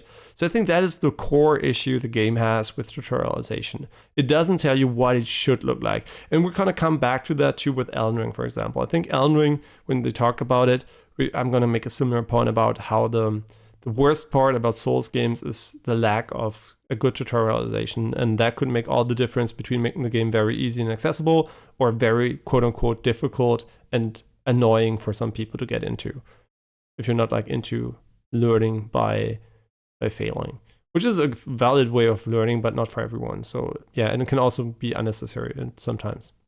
Some depth in it, but you don't need it. That's my problem with Genshin. But even Genshin was more enjoyable as a start, or even for a whole month. Okay. Now he's comparing Genshin after a month. I don't know what Zone Zero is going to look like after a month. It's not even been out for a few days, but so we don't know, right? But the thing is, it might become shit after a while. I actually don't know. Even for me personally, right? So the thing is, he just argued that you don't need the mechanics. I don't think that is wrong in a way. It is a valid criticism from a non-casual mobile game design perspective. But since we're still talking about mobile games, where you really, really want to get everyone on board, I think having a very low floor of entry, especially we're talking about games that are predominantly played on auto, right? Gacha games are usually very, very much full of auto modes and help mechanics, skip mechanics. And Zenless Zone Zero doesn't have that. So you really want to make sure that even these people can somehow start to play the game. But you have to make sure they at least know what they're doing. Because I think even though the game starts off like that, using the mechanics, and that's the argument I really am going to make later, it's not about having to play defensively. It's about killing the enemies faster and making combat more enjoyable, if you know what it is. If you know how to play it, it's going to be faster, more fluid, more fun. And that's why I think they should have really focused on teaching the combat and not by adding difficulty, just by literally telling you how we think you should start playing the game. And then you can do whatever the fuck you want, right? But yeah, it is really, I think the core enjoyment of the game is actually very much hinging on having a brain and figuring it out yourself for the moment. Even though the game really tells you what you can do, it doesn't tell you how it works together efficiently. So I think really they need to kind of teach you that better, but not necessarily by making the game difficult. I think that's not what they should do. They should definitely just try to make it, better tutorialized, which I think is the same Souls games should have done, right? They shouldn't make it easier. They should just make it better tutorialized for beginners. And you might say, blah, blah, blah, just get good. I was one of the first people to import Demon Souls out of fucking I don't even know if it's Chinese or not, out of Asia, right? I was one of the first people to import it when Atlas didn't fucking bother, not Atlas, but then Namco didn't even bother publishing it in the West, right?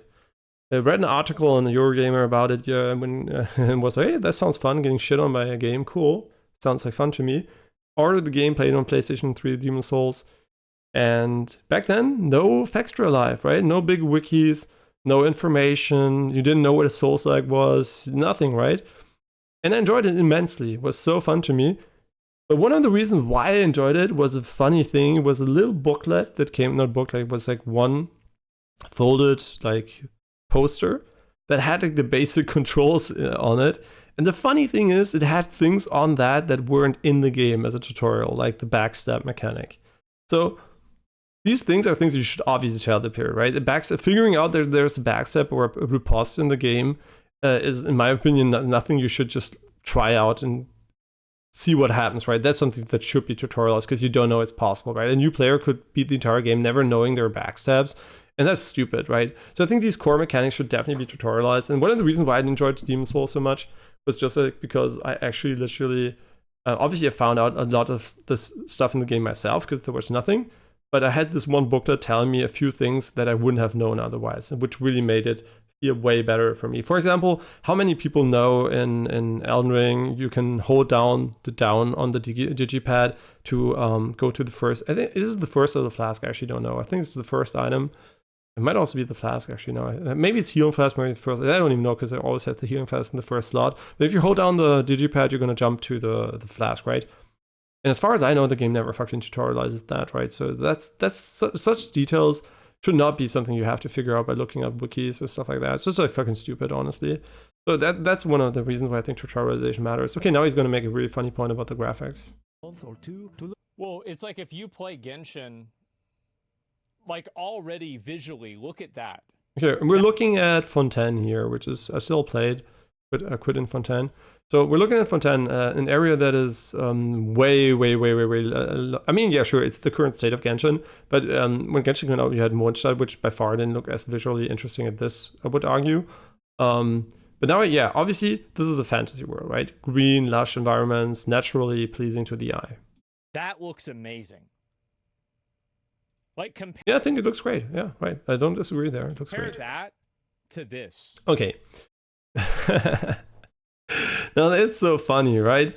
Obviously Asmongold likes fantasy settings, right? He's like a big fantasy guy. He likes, also pretty generic fantasy, which this obviously is, right? Mondstadt, I mean, this maybe not as much because, I mean, it is though, but Mondstadt especially is very generic fantasy. It looks very generic, right? So this is super generic, but it looks pleasing because it's like a natural beauty, right? So the reason why this here is a very interesting comparison, because you can see the saturation between the two, right? This one is very, very, yeah, I kind of suck at skipping here. Here you can see like here, this is what I mean. The game has this weird color filter. I don't even know if you turn it off or not. But even if you turn it off, it's still like kind of desaturated. So the saturation is definitely not there, and they went for like a very, very deep poppy style. So if you're into poppy stuff, this is nice, right? Even using HDR for this game doesn't do much because everything's like so dull from a color palette perspective. Not in a negative way, just from an objective perspective. That it doesn't really help bring out the highlights too much. So I think really they could change that easily, right? That's just literally a color filter thing. It has nothing to do with how the game is designed. But he has the filter on for sure, I think. It seems like very blue on his part. We could use a video of mine as comparison, but I'm kind of lazy. So the point is, does it look bad? No, right? This is like a cool urban environment, but it just doesn't look as poppy. So I think if it would be as poppy, I think everyone would probably say, yeah, it's kind of equal, but just different settings. And obviously this is doesn't have natural beauty, right? So, but I still like it visually. So I think like Asmongold is right that this looks beautiful, but for me, this also looks very nice. Yeah, maybe not as much natural beauty, but this looks visually pleasing to my eyes. It's depressing. Everything is gray. There it is, depressing, gray, monotone, right? Saturated. Is this depressing in gray though? I mean, yeah, sure, it has this color filter, which you maybe turned off, maybe not. I don't know, it always has a little bit of that. I think he didn't turn it off. I mean, maybe I should pull up a video of mine as a color reference. Yeah, maybe we should do this. By the way, everything you see here, this is, you can see I wasn't signed in here. So everything you see here is basically YouTube's random recommendations based on the few videos we watched on stream. And so you will literally not see a lot of information right here. Yeah, let's pull up a video of mine as comparison so you can see how the colors look on my end. Because I have the default brightness too. I don't know if he's using that. So let's see about the last stream here. Let's see how different our game looks to compare to his. It's just like out of curiosity. I want to be, like bring out some comparisons here. Okay, and we can also talk topical. We can also talk like technical. I just see I'm a super small. I'm a super small YouTuber. Okay, here you can see right away, right? You can see ray trace reflections. You can see it looks way more poppy, right? I think already here we can look at. Pretty sure we're gonna find a similar area to his though. So. Yeah, but does it look depressing? I don't think so. It might be a mental issue on S. I'm not even being joking. I'm not even joking. It might actually literally be your perception of what you think a city looks like. But yeah, I don't think like really if you look at it, right, this doesn't look depressing to me, right? I mean, here I did like the ray tracing stuff, demonstrations. But just if you look around the area, I don't think this looks depressing to me, right? This looks nice, but this is the city area, but it has a lot of visual pop, and let's see inside. I want to compare like one of the areas that is kind of similar to where he was. Also here you can see, right, there's a lot of geometric detail. Here there's like tessellation going on the ground. Okay, maybe you can see in the video, but this is actually 3D. It's not a flat ground texture. So from a technical perspective, I think the game is definitely better than Genshin. Maybe also because it doesn't have an open world, right? It can obviously use the resources in a more limited scope, which is obviously easier. But yeah, you can tell, right? It has the desaturation still, but it's not the same time of day here, which is kind of annoying to compare it to. Yeah, and as soon as you move the camera, the bitrate obviously is going to change too, and it stood there. So can we actually see? Yeah, can we see this color-wise? Yeah, you can tell he has the color filter on because you can see the. I mean, maybe we should show the wall. Yeah, this is perfect actually. You can see that even if it's slight, he still has the color filter. So there's a little bit more vibrance here. I mean, can I make it smaller? I guess I can't because this video is here. But you can see what I mean. It's like it's a little bit more poppy, but this is not depressing, right? I think this is nice, especially if you look through the world. I think it's like a very, like I don't know. It's just like I think it's very visually pleasing. To be honest, I think it's not depressing at all. Yeah, and obviously this is the first area of I think 5 or something that are in the game. So yeah, I don't know. And also the UI, has so much pop and style to it and whatever. It also tries to go a little bit for the retro CRT style at times, so you can just like see, like the game has so many visual elements to it. Okay, also this looks pretty, the store, right? And there was looking if they had like real money microtransactions, but definitely you can see it, right? Honestly, this doesn't look depressing. I'm sorry, I don't know what Asmongold smokes, but yeah, for me, this does not look depressing. I mean, this is like the combat simulation area where you just try out your characters for the first time and you learn them. But yeah, I don't think this looks visually depressing at all, right? So, okay, well, that's just me, maybe. Maybe it didn't turn off the slider. And also, where it doesn't look depressing at all, I think is actually in the, depressing, and where it looks really colorful is in the UI, right? The UI elements are super poppy, and also here this mode here I think is visually well made.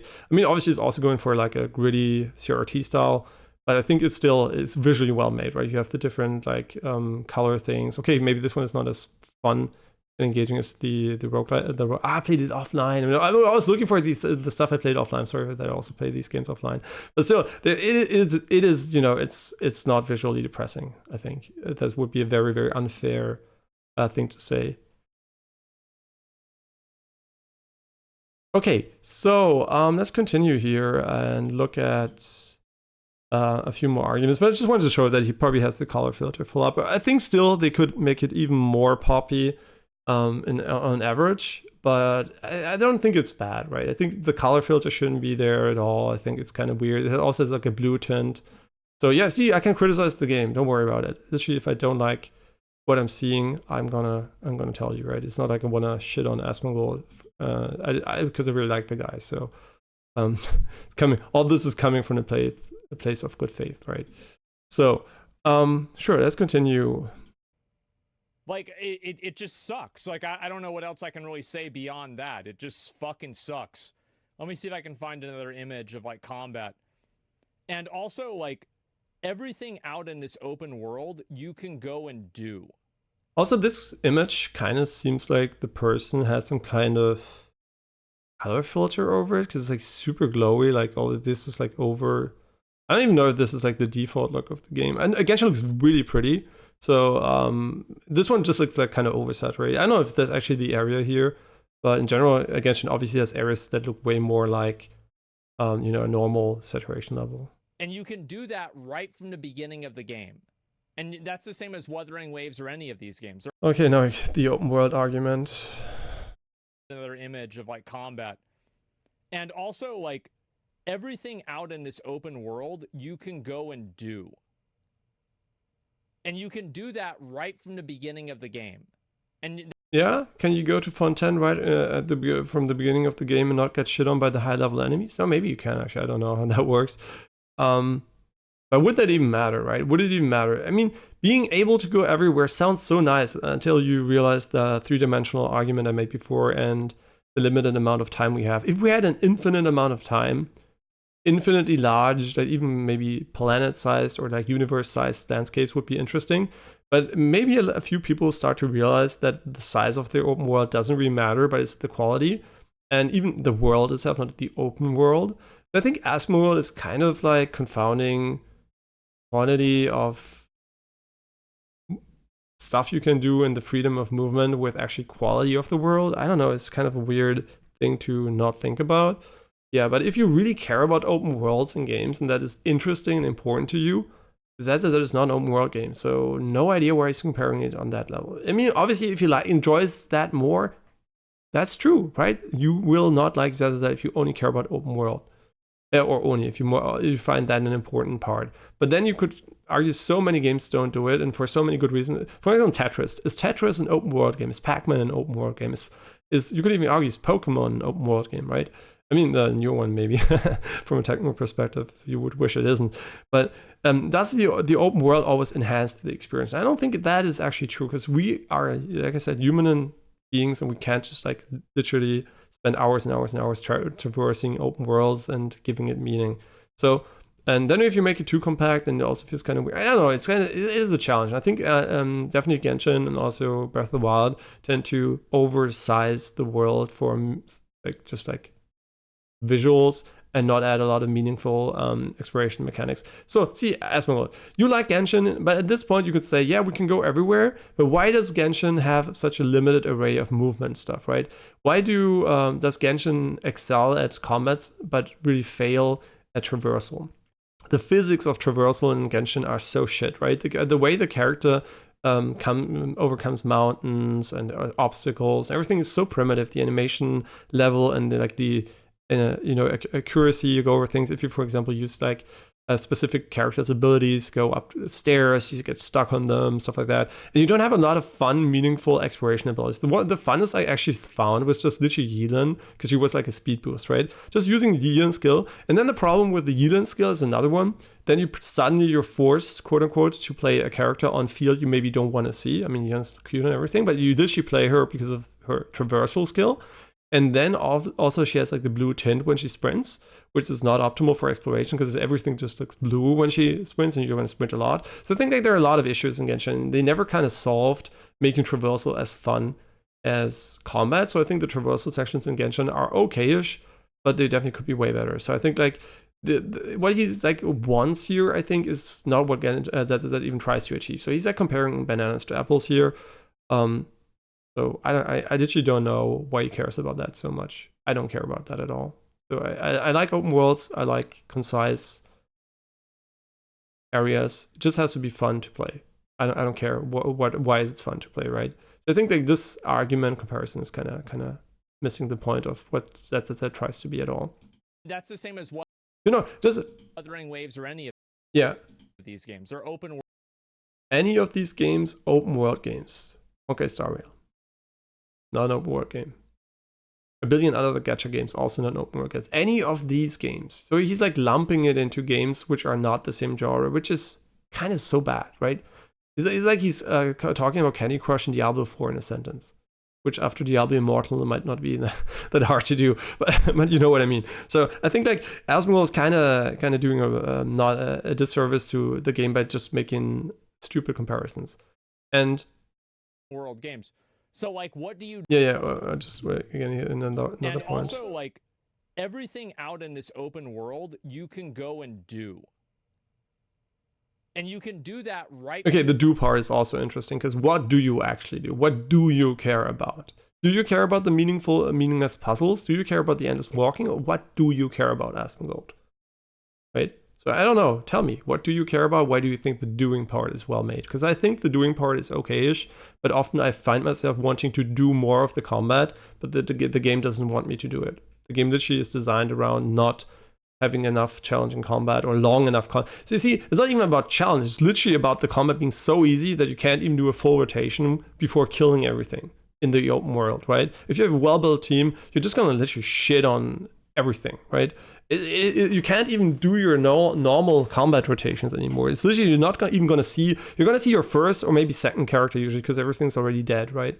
I mean, later on, I don't know, maybe they made it harder for Fontaine, but for a long time, literally you were only going to see your first two characters the entire time. And sometimes you maybe going to get your healer out. Yeah, and in the Abyss, obviously you have your nice rotations and everything, but in the normal game, you don't have that. So it's kind of, I don't know, but you know, that's a late game problem, I guess, more than early game, but. In the beginning of the game. And that's the same as Wuthering Waves or any of these games. They're open.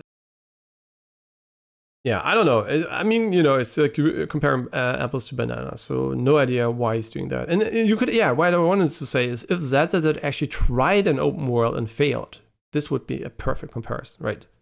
Look at Wuthering Waves, look at Genshin. They do this, they do that. It doesn't work in ZZZ, blah, blah, blah, right? You could do this, right? No problem. No problem. You can easily shit on ZZZ for having a bad open world. That would be so easy and so fair. But he doesn't try it. It doesn't even want to, right? It's like he's like taking the opinion, the personal preference of the game designer when it comes to the core game design and literally just saying, yeah, it's not like the others. That's why it's bad. You should say that's why it's not for me, right? That doesn't make the game bad. You can make a bad open world game and you can make a bad non-open world game, or you can make a good open world game, a good non-open world game. So sorry, Asmongold, that argument is not an argument. It's literally just like comparing completely different world games. Target goals. So like, what do you do inside of Wuthering Waves if you just want to play the game? Not a lot. Learn how to do the reaction, to dodge. Wait, what? To play the games. So like, what do you do inside of Wuthering Waves if you just want to play the game? Not a lot. And what are you doing with Wuthering Waves when you want to play? I think he wanted to say ZZZ maybe? I don't know if he's, I don't know what he means. You're doing not a lot in Wuthering Waves. I think he meant ZZZ. Which is not true, you're doing a lot, right? So I don't know, you're just not exploring an open world, which is, you define that as doing something. How to do the reaction, to dodge sometimes, but here the mobs need like to hit you like 20-30 times to kill you. This is insane, at least from the start. I'm talking like this is the start of the game. Yeah. And I do know. Yeah, if I say Wuthering Waves, I mean, this is Zenless on Zero. Yeah, sorry about that. Okay, so he meant Zenless on Zero, okay. This is insane, at least from the start. I'm talking like this is the start of the game, and I do know the game has to be easy from the start, especially for gachas. Even Wuthering Waves, the crownless fight, the first crownless fight is easy, but I think that they went too easy on the players. But looking at the gameplay, yeah, I don't think it's like I argued already, I don't think it's too easy. I think it fails to tutorialize the correct way to play the game, which is why people fail to play it. Also, Monaco is such a niche game. Monaco, what's yours is mine, also was like a Pac-Man-like, and a lot of people played it like a slow-paced stealth game. And yeah, it's always kind of sad to see people completely miss the way games are meant to be played. Because like the reason why it happens, why does it happen? Usually there are three reasons. The first one is it is easy to play the game wrong and you can win doing it, which is the case here, I guess. The second is you know another game that plays XYZ and you're going to copy that 1-2-1 to your game if it's possible, and thus you're going to play it wrong. Classic example, Sekiro came out, people tried to play it like Souls games. It's actually a rhythm game, people didn't realize and they didn't like it because they didn't know what it was. They played it like Souls, it wasn't Souls. Game, I guess it's on the player, obviously, but you do have to really, really teach players if it's like that, right? It is so easy to make a game that is logical for a new player, but not logical for people that are come from established franchises. And the third one is bad tutorialization, right? That's one of the third argument, basically. The gameplay is very, very smooth. There's something about the game that's very smooth that I like. Yeah. The movement looks very cool. There's a lot of things that are good in the game, but Yeah. you cannot use that. You know, you cannot utilize what you're doing. So I don't know what he means. What can't you utilize? I mean, you don't have to utilize it, right? You can utilize all these things. So I think he just misspoke here. do not think that the game is bad. I think there's a lack of difficulty in the game. That's it. Okay, lack of difficulty. Yeah, I mean, obviously, for me, every game is easy. I mean, not every, right? But almost. I mean, is there a single hard? I guess Eternal Noctis was kind of hard at times, yeah.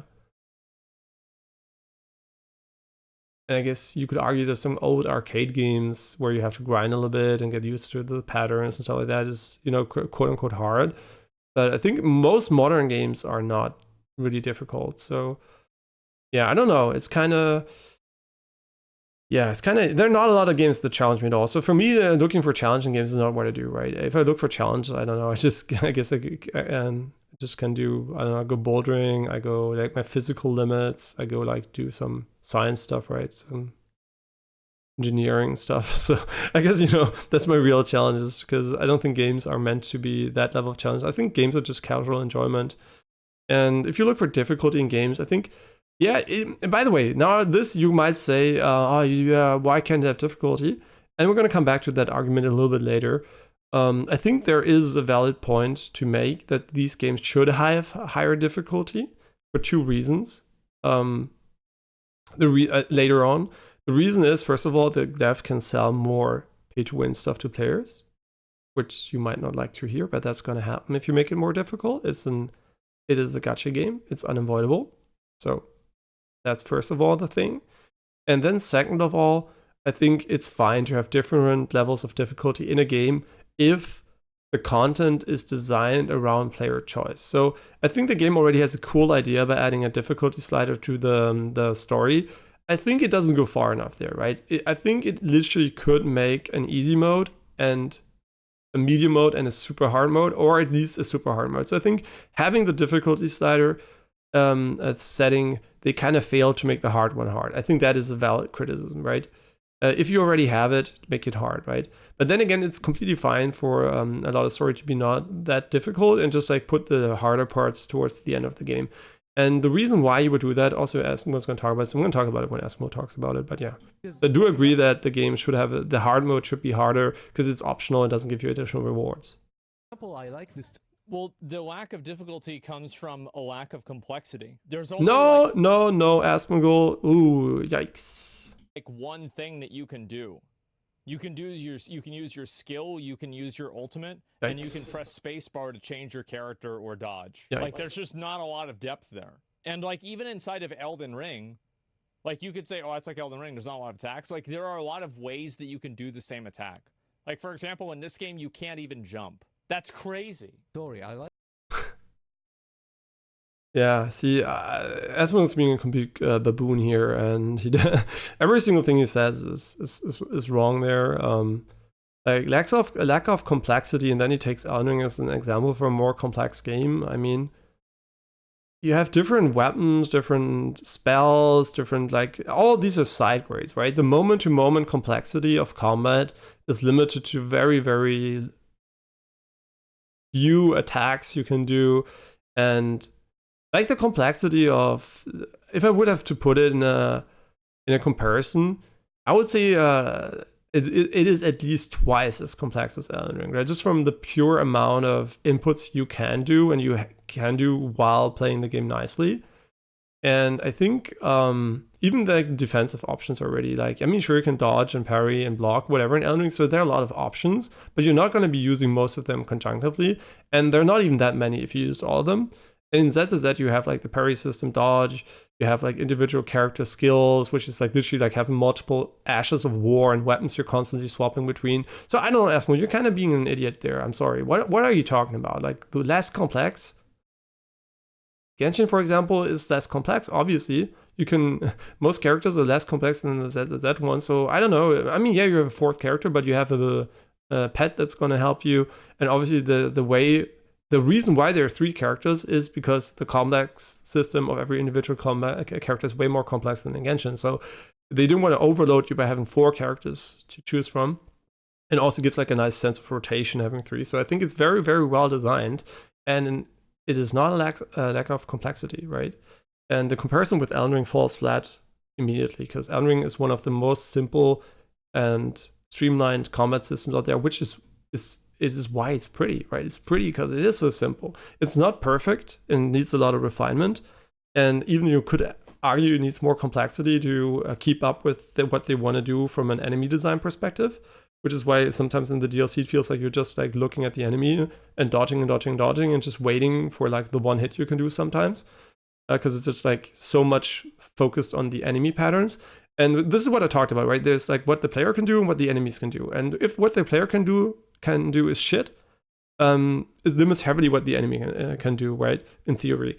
Even if this game right now shouldn't have any challenging enemies, it still will lead to a potentially very, very cool late game combat system, because there is a lot of skill in it, right? So there's a lot of potential skill from what the player can do. So I think the combat system is very good. It's not like restrictive to what the enemy can do. The enemy designs can be very crazy with this combat system, and I think it's very well streamlined and doesn't rely on gimmicks like healers and shields to be effective against a lot of things. So I think Asmongold is completely missing the point here, and the reason why he does that is because he does not understand the combat system. He doesn't know the intricacies. He is not a good Souls player, so he doesn't understand really how complex Souls really is. So I think like he knows a lot about Souls games, but the comparison here shows basically he's comparing really one of the most beautifully simplest game out there. I mean, with a lot of flaws, obviously, but the core idea is very beautiful. Just attack and dodge, right? And attack and block or whatever you want to do. But it's just a simple combat system, right? Just like the real life, you're just hitting and dodging. Every dodge might feel a bit different because the pattern is different, but it still is very simple, right? So I think he's taking the worst example to prove his point. He could have found a billion games that are probably equally complex as that or more complex, right? And does complexity equal good? No, right? Complexity doesn't equal good. So I think even if there's more complex than Elden Ring, it doesn't necessarily make it better, right? Or worse, right? It's just like a different flavor.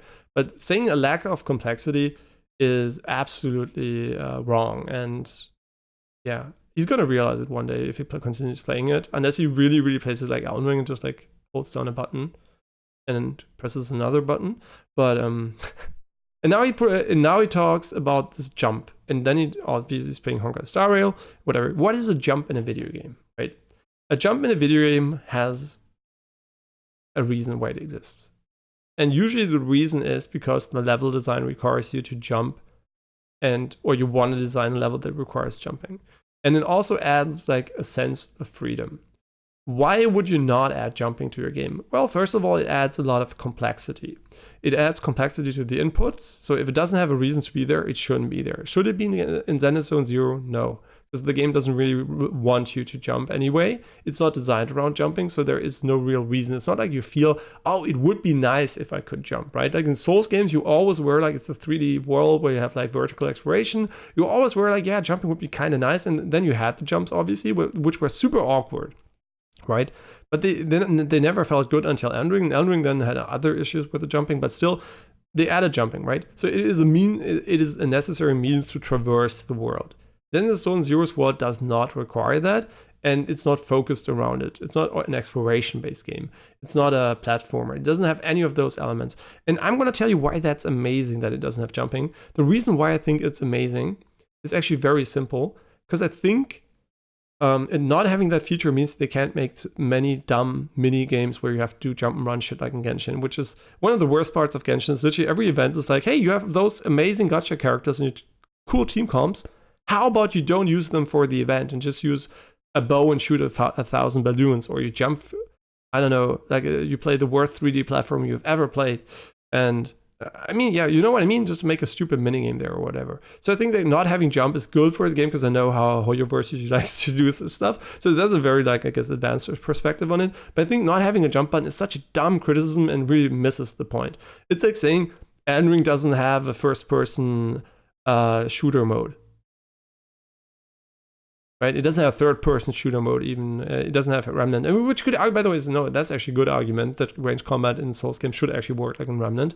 So I think that's actually a good point. But it's like saying you don't have certain inputs. Like, let's say what didn't you have?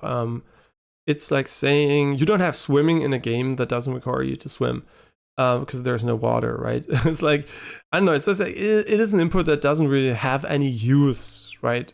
How often do you jump in real life? That's the one question I would ask you, right? You jump often in games because, like, often, why do you jump often in games, by the way? Because traditional level design was 2D. And 2D means if you want to have a physical representation, either you do top-down. In top-down games that have very rarely jump buttons. There were some, but it was rare because you couldn't see how the character jumped so well. So, like, usually you had side-scrolling games, like a vertical perspective, and then you need a jump to have a physical sound game because you wanted to have the gravity pull downwards, but still have the access to higher elevations. So instead of just making hills and, you know, ladders, which was hills was difficult anyway, like vertical lines and whatever, like the start not that great to do, right? So they focused on the jumping mechanics. So that's why gaming always had more jumping than real life. In real life, you're barely gonna jump ever, right? If you don't do sports. Jumping is not a thing you commonly do. So that's why I think Asmongold's argument is completely bullshit, and he's like really grasping at straws here to, I don't know, prove a point. I don't know why he's trying to prove it. It's okay he didn't enjoy the game, but it doesn't. The way he's trying to justify it is kind of, or like rationalize it, is kind of weird. I like how they present the story, even though I didn't expect to like it. I was like, okay, this is a visual novel. I won't be able to. Can't even tax. Like, that's crazy. Story. I like how they present the story. Okay, here. See the train? See the train? There's a train flying through the air. Even though I didn't expect to like it. Okay, just remember what he's the train. I was like, okay, this is a visual novel. I won't be able to like this story, but no, the story was actually enjoyable to me. The gameplay is also. The story so far, I thought, has been.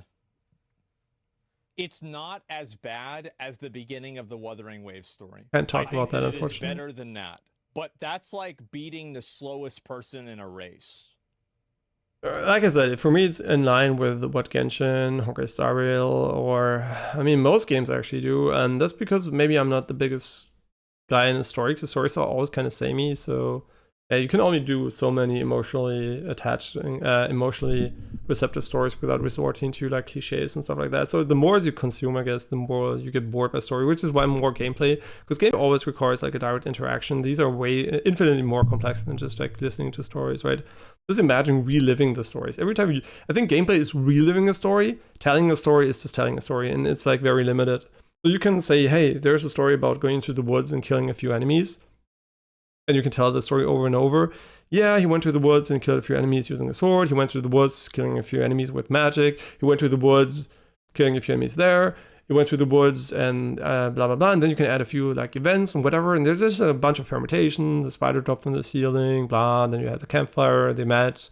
They, maybe they even fell in love, blah, blah, blah. They were adventurous, blah, blah, blah. You can just put a bunch of stuff in there. But all that obviously is like using words and like a higher dimensional space to describe something you could actually relive, right? And then you can go in and play those moments. And then you have a lot of nuance, right? When I fight with my axe, suddenly it matters if there's a wolf, there's another knight maybe assaulting me, whatever. You relive the moment.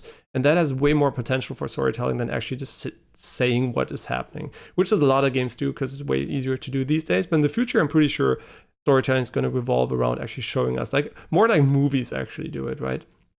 So I think actually games are still kind of in their infancy when it comes to how actually you present the story to the player. And even then, obviously the amount of stuff you can do is like more limited for the moment. So I think like there's a lot of potential. So I don't think for me stories that interesting in games just because it's not well made in most games, right? And that includes a bunch of games, right? Literally a bunch of games, which is why I like the just get out of my way approach from Souls games where you can, have a little bit of feeling of being in the world, but nobody's like in your face and telling you, you are the great blah blah blah, do this. Oh, and now we're gonna have a 10-hour cutscene, and you know that's what I like about Souls games. But obviously you can dislike that if you really like people telling you what's going on. So yeah. But then again, you know, fuck the story. I don't care about that too much. I mean, it's well made in this game so far, as much as in any other game I've played. But so yeah. That doesn't mean you're fast. enjoyable. There's some Yeah, and he's saying, oh yeah, look how bad Wuthering Waves is, but this game is better, but that's like being better than the worst. But okay, but why don't you compare it to Honkai Star Rail? Why don't you compare it to, I mean, he's gonna do that, and I'm gonna talk about that, I guess. And why don't you compare it to Genshin, whatever, right? I don't even know if Asmongold remembers the start of Genshin, right? Wasn't very interesting, to be honest. cool strategy to it if the mobs are doing some damage, which they will do when you progress into the game. But it's still not enough for now. I hope that the more I progress into the game, a little challenging. I want to need to dodge at least once or twice. Yeah, I think that's actually a good, fair point, right? At the end, on the higher difficulty setting at least, which should be optional in my opinion, you should definitely require the player to sometimes dodge and parry to not lose HP. So I can't speak about that, but not having that from the start is perfectly fine because the game has so many mechanics. But it's fine from not being annoying perspective if you know what you're doing, but it's not fine obviously from a tutorialization perspective. So that's definitely a criticism, which is why I think the perception of the game has become as it has, because people definitely are playing the game, I'm going to say quote unquote wrong. But yeah, that's maybe now, especially best thing about it felt like bottom mashing. You only like use left click and that's it. But here Yeah. I want to call some people that are going like, okay, PGR is better. Here's Wait. it. They want it to need to dodge at least once or twice. Because for now, especially day one, it felt like bottom mashing. You only like use left click and that's it. You see, that's what I said. When a game doesn't tutorialize the optimal playstyle and you can get by just doing the simplest thing, people will tend to do that. And that is not a problem with the core combat system. That is a tutorialization problem and human behavioral problem, right? Which you have to solve. And the way a lot of games that are not gacha games solve it is just like we're literally giving you so much damage, you have to fucking do something else.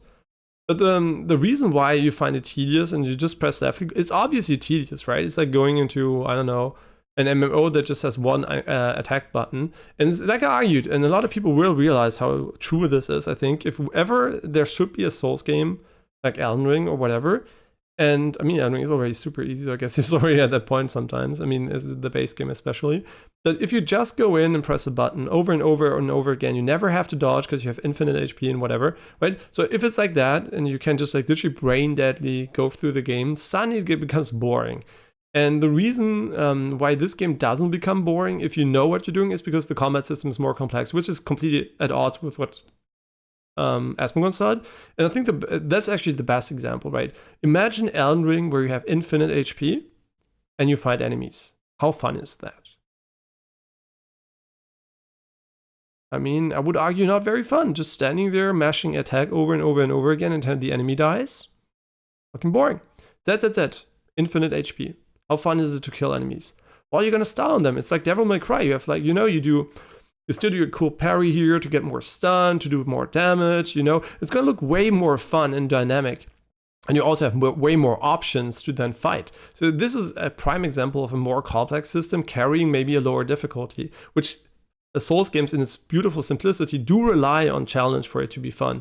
Because this simplicity only works if defense is a core part of the equation.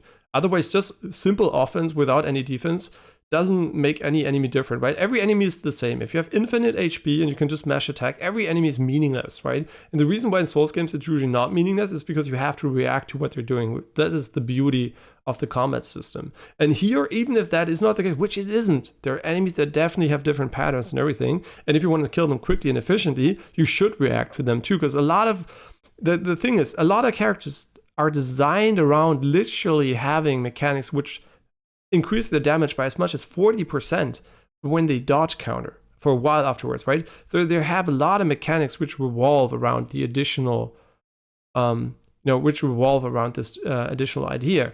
So I think it's like very, very stupid to forego that here and say like the game doesn't reward you for it. It does, but you just don't know it at the start, which is the biggest flaw, right? So I think it's definitely a perception problem and not a game problem. And I think intelligent people like Asmongold could see that if they were a bit better maybe at games. I don't know. Maybe it's this lack of skill at games that does him a disservice right here, and doesn't allow his intellectual capacity, which he usually always uses to a very nice degree, to analyze the situation in a more concise and logical pattern way. Right. So I think like he's like definitely missing a lot of very, very easy to see points from a more advanced player perspective.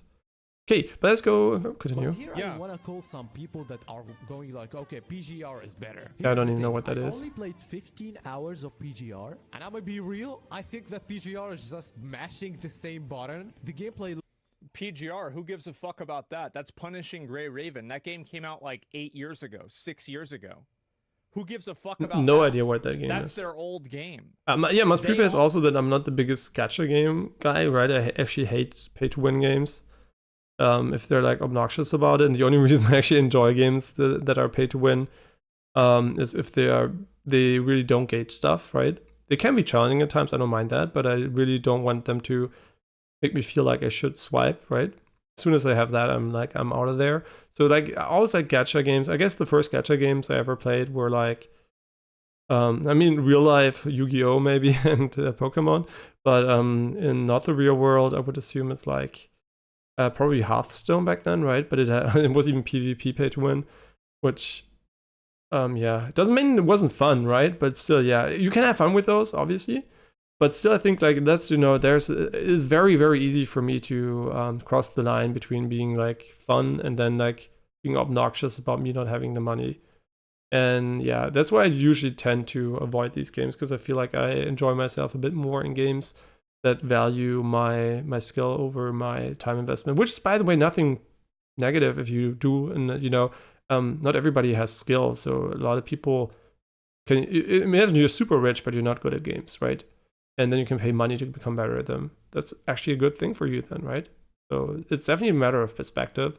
I just don't like that these games are usually very predatory about it. There's nothing wrong about pay to win if, you know, it's not done in an abusive way, which is very, very seldomly the case.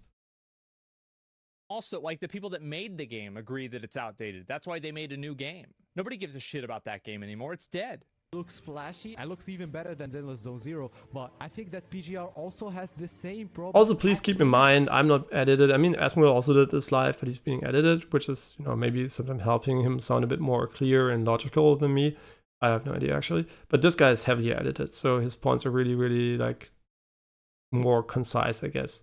Yeah, I'm just, like, freely speaking. I have no script, nothing, so just like, bear that in mind. I'm just reacting like Asmongold did, just without an edit afterwards, so my points might be redundant a bit sometimes. That's why they made a new game. Nobody gives a shit about that game anymore. It's dead. Looks flashy and looks even better than Zenless Zone Zero, but I think that PGR also has the same problem. Want to see PGR? I don't know what it is. Let's see what PGR is. These results are not for me, by the way. This is like the default edge without any cookies. But whatever you see here, no. Hope there's no porn now. Yeah, maybe I shouldn't have just Googled it like this. I hope this game doesn't have porn. Punishing Grey Raven. Oh, come on, there's no porn, right? Yeah, YouTube must be safe to watch. So this is watching on YouTube instead. Why is it yellow? Oh, are we gonna get ads because I don't have my premium account here? Really?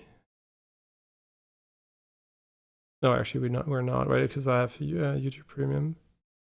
Oh, there are like characters from Yara Mata in there.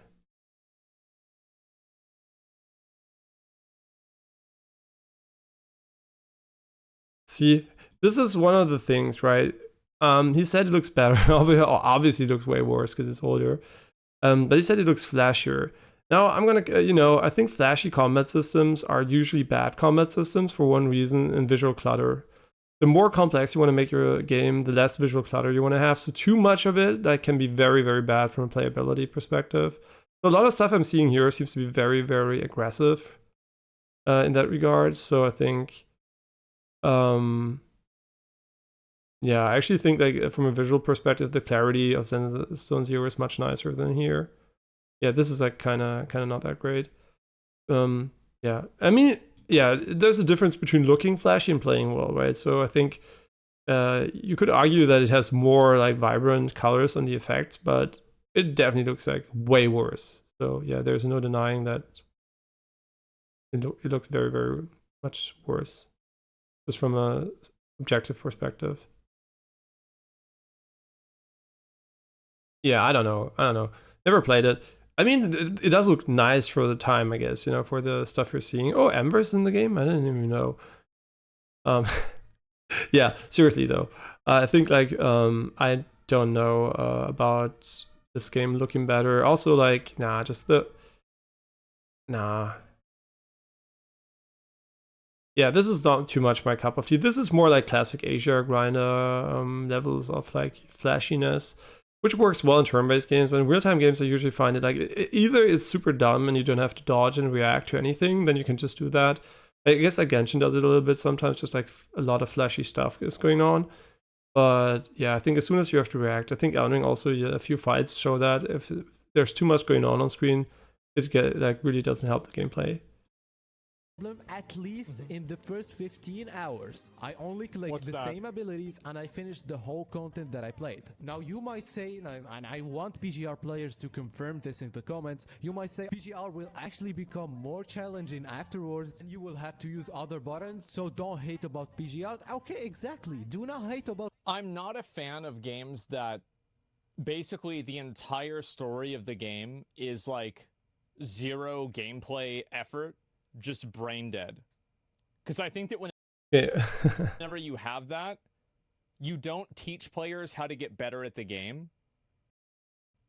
They just stay bad, and then they finally hit the point where it's like they hit the reality checkpoint. And because it's so late in the game, and they've already developed like an ego for the game, it makes them feel bad and they quit. It's kind of like the WoW difficulty curve where... Okay, we're gonna do this in steps. I think he has too many arguments. Actually become more challenging afterwards. I want to talk about. Have to use other buttons, so don't hate about PGR. Okay, exactly. Do not hate about... I'm not a fan of games that basically the entire story of the game is like zero gameplay effort, just brain dead. Okay, first of all, I'm gonna make fun of him a little bit here. He plays World of Warcraft. He plays Honkai Star Rail, which is a completely auto game for the most part. He plays Diablo. He plays... okay, I'm just joking, right? But you get my point, right? He plays a tons of games which are completely brain dead and completely auto. So, point disproven, I guess, already. But that doesn't matter, right? It's easy to disprove him here. That doesn't mean I don't agree with him. It's just like he doesn't like. I disagree with this statement because he does like, right? So that's what I was disagreeing with. Do I dislike games being brain dead and easy? So since I already argued that most games for me are that easy, so there's almost no challenge, I guess, in most games. I think, for me personally, right, I think it doesn't matter as much maybe. So maybe that's just my perspective again. But I think it's actually, yeah, it would have been nice, obviously, if the majority of the content was to a challenge level that I find a bit more enticing, right? So that is a fair point. But then now, unfortunately, he's gonna argue a bit weirdly. Because I think that whenever you have that, you don't teach players how to get better at the game. That is true. That is true. They just stay bad. Like I said, difficulty is not the only teacher. A good tutorial and good visual incentives for correct play can also make a game fun. It is more about learning the combat mechanics than the difficulty. So he's like right about what it does sometimes if it's not well made, and he just like he uses it as an example for, a thing you can solve differently too. And then they finally hit the point where it's like they hit the reality checkpoint, and because it's so late in the game and they've already developed like an ego for the game, it makes them feel bad and they quit. Okay, so thing is, he's right about this, right? He's right that people will feel bad when the difficulty spikes. It's completely natural. That's why people didn't like the final boss in the Elden Ring DLC. That's why they didn't like the Elden Ring DLC in general, because it's like, where is the difficulty spike, right? For most people. And I mean, I would argue the final boss, unless you have a good, very good cheesy build, is for everyone. But if you have a good build, obviously not, right? But still, in general, I agree. But I think that, yeah, people could also quit because of that. But the reality is, and now that's like the sad or the good part is, most of these games don't reach that point. And if they do, there is a reason they do. Why do you reach this point in some of these gacha games? Because they're extremely predatory and they want to gate you and want you to spend money. And not by literally telling you spend $10 to play this, but they're telling you, yeah, if you want to progress, then do it. And the reason why you can do it this way, and that's a very mean thing, is basically you're coercing people by letting them play a lot and getting them into the world, lore, they're investing time, maybe a bit of money and whatever. And then there's this gate. And this gate is basically a check. This is like, oh, I spent already like, I don't know, 50 hours playing the game. And I spent already maybe, I don't know, $20. Am I going to forfeit that just for the another €3 I have to pay here? Or am I going to pay those so I can keep playing? And the reason why I think is very, very hard to do this in a gacha game where you have this gating without immediately resolving to pay to win. So the reason why they would do it would be terrible. So having this spike at the end would be terrible game design. So I don't know how Zed's going to handle this. But yeah, that would be terrible, but not for the reasons he thinks it's bad. Because obviously it's more interesting if everything's kind of mildly challenging, but that's really difficult to achieve without difficulty slider. So the only criticism I really have about this is that the difficulty setting they have is not aggressive enough. It should be way easier to make the game as hard as you want it to be, right? Just give it real difficulty options.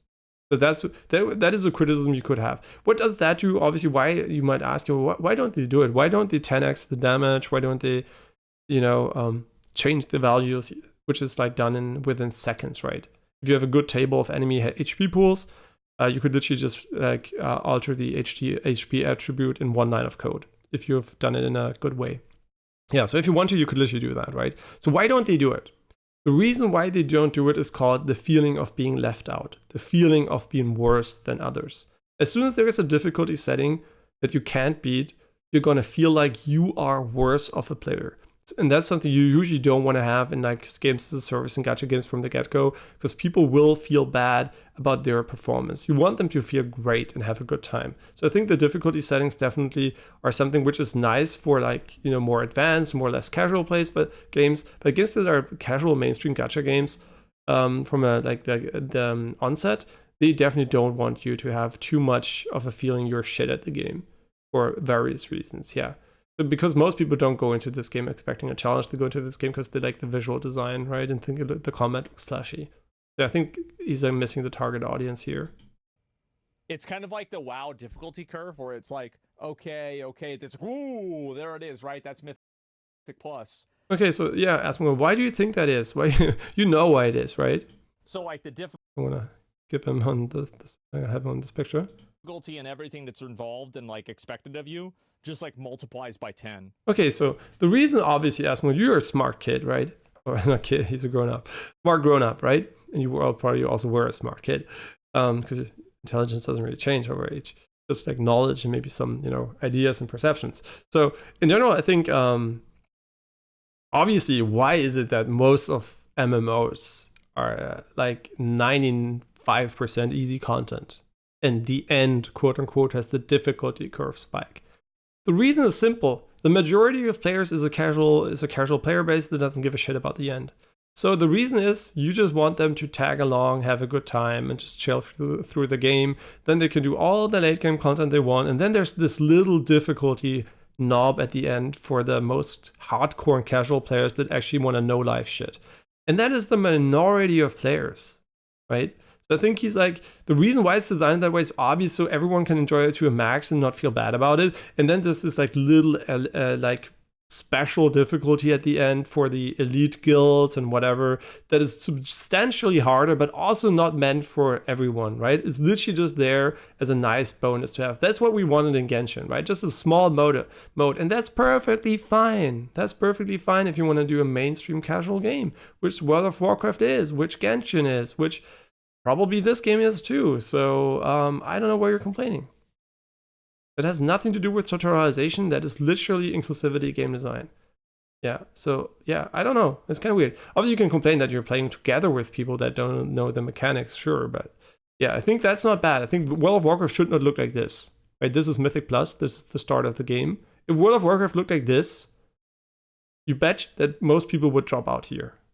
Because they're just like, oh, nice, this game's too annoying, right? Not everyone wants to play Mythic Plus. So I think even if it was like this, right, like a more slightly more exponential curve here, just like this, even this I think is not a good idea. Most people don't want to be here. So putting it like this is perfectly fine, right? This is perfectly fine. Or maybe even do this, right?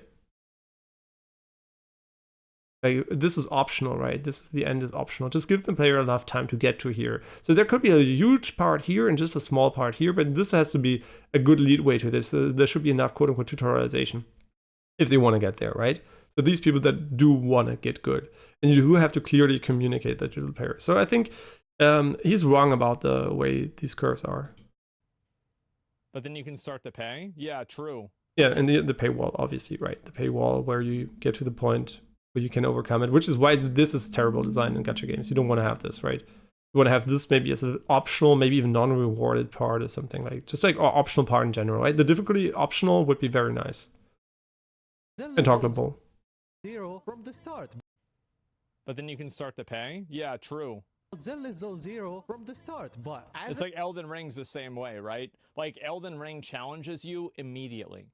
It says, here's the Tree Sentinel. You know, are you ready to get fucked up? So yeah, it's like all games are like this. All good games are like this. I mean, he's wrong. Again, he's wrong for so many reasons. Yeah, I think I already argued Souls as one of the most terrible tutorializations in games out there. Which he was arguing that people are gonna quit once they hit boredom. But people are also gonna hit, or when they hit the spike, whatever, they're gonna quit or whatever. But they're also gonna quit when it's like hard from the get-go because of lack of knowledge, right? If you have the knowledge and tools and you know you just have to get good, it's gonna feel great. But if you don't know what is missing, what is the magic ingredient to getting good, and the game doesn't tutorialize that, it's going to feel terrible. Most people that quit Souls games or hate Souls games for their difficulty, they don't hate Souls games. They hate the way it was taught to them. And I could literally, you could take me and I could probably teach most people to easily beat Elden Ring.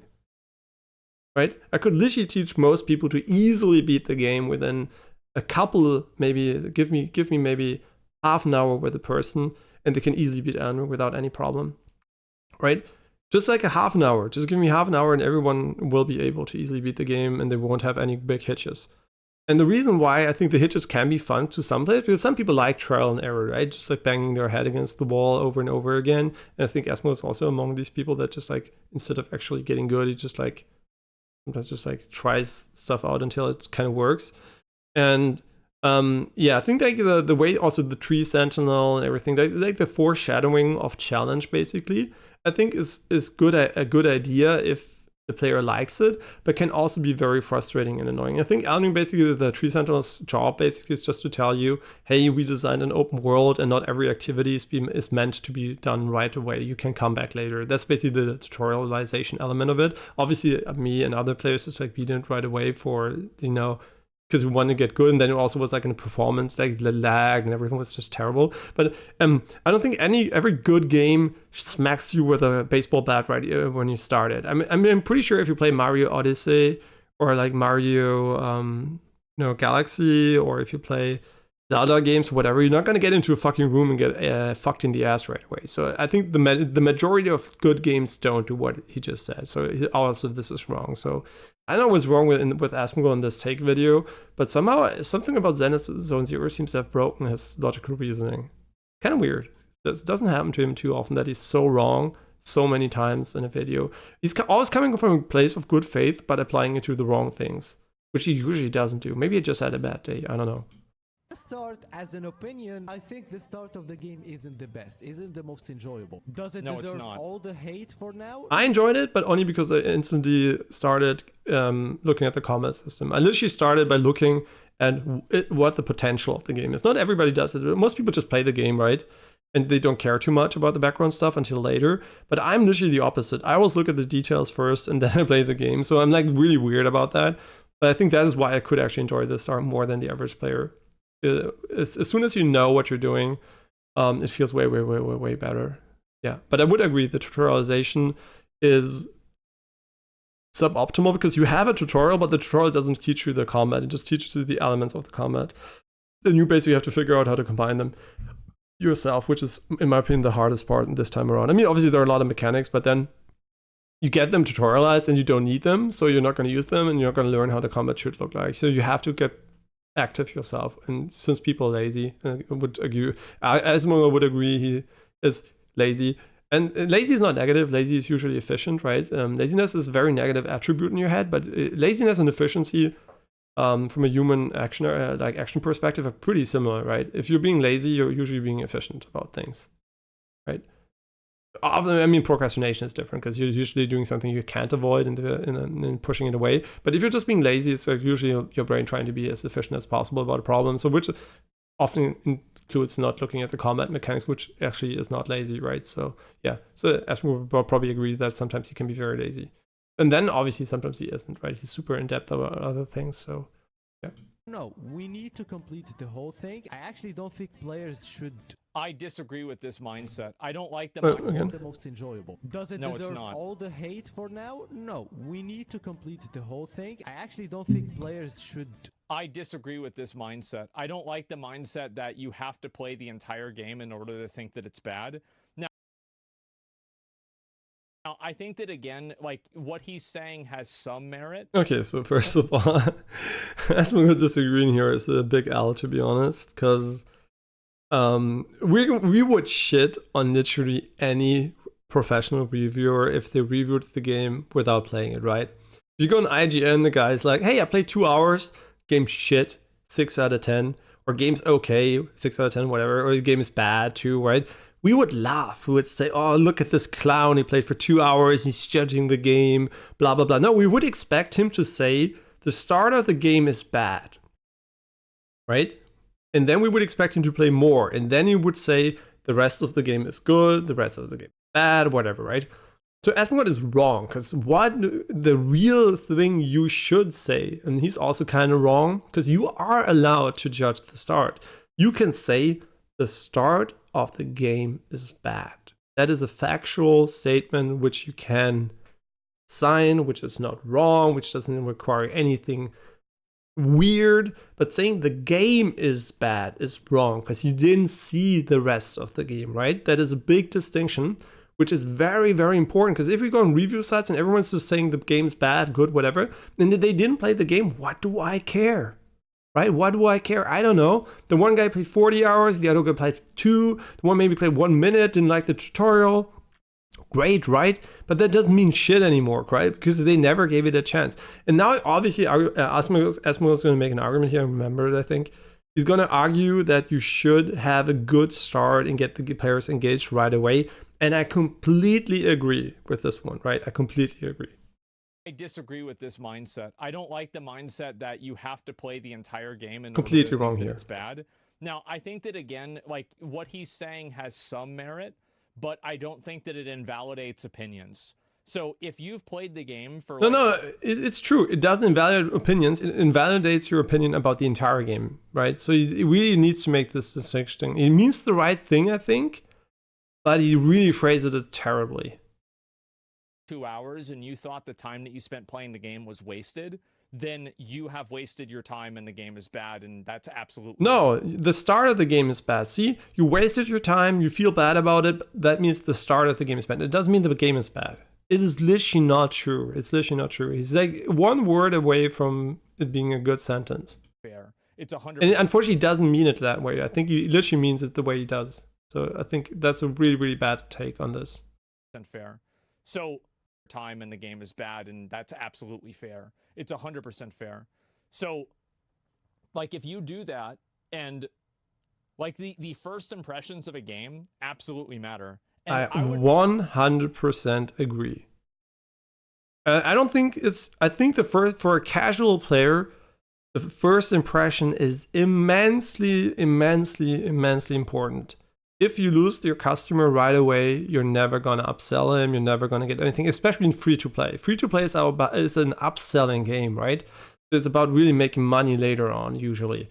And if you front sell someone and the game starts out terribly, you're already invested, right? You're gonna, I mean, unless you're on Steam, you can refund it or whatever. You're already invested. So usually, having a bad start in a full price game and then later on the game gets good is not that bad, but in a free to play game, the start has to be really good. So I do agree. In general, it's always nice to have a good start, right? It's always nice to get people hooked and keep playing. Because even in a game you bought, if you don't enjoy the 2 hours, a lot of people will just quit, even though they spent money and then they will regret the money, blah, blah, blah. So I think the average game experience definitely should be weighted towards the start, so everyone has fun. But in general, obviously, it's also kind of shit if it gets worse later on. So I guess a consistently good game on the broad field is nice, but the start is very, very important from a sales and also investment perspective. Because if a game starts amazing, gets shit, people are going to play more, right? If 90% is good and 10% at the end is shit, people are usually going to play 90%. If 10% is shit at the start and 90% afterwards is good, a lot of people might not even reach the 90%. So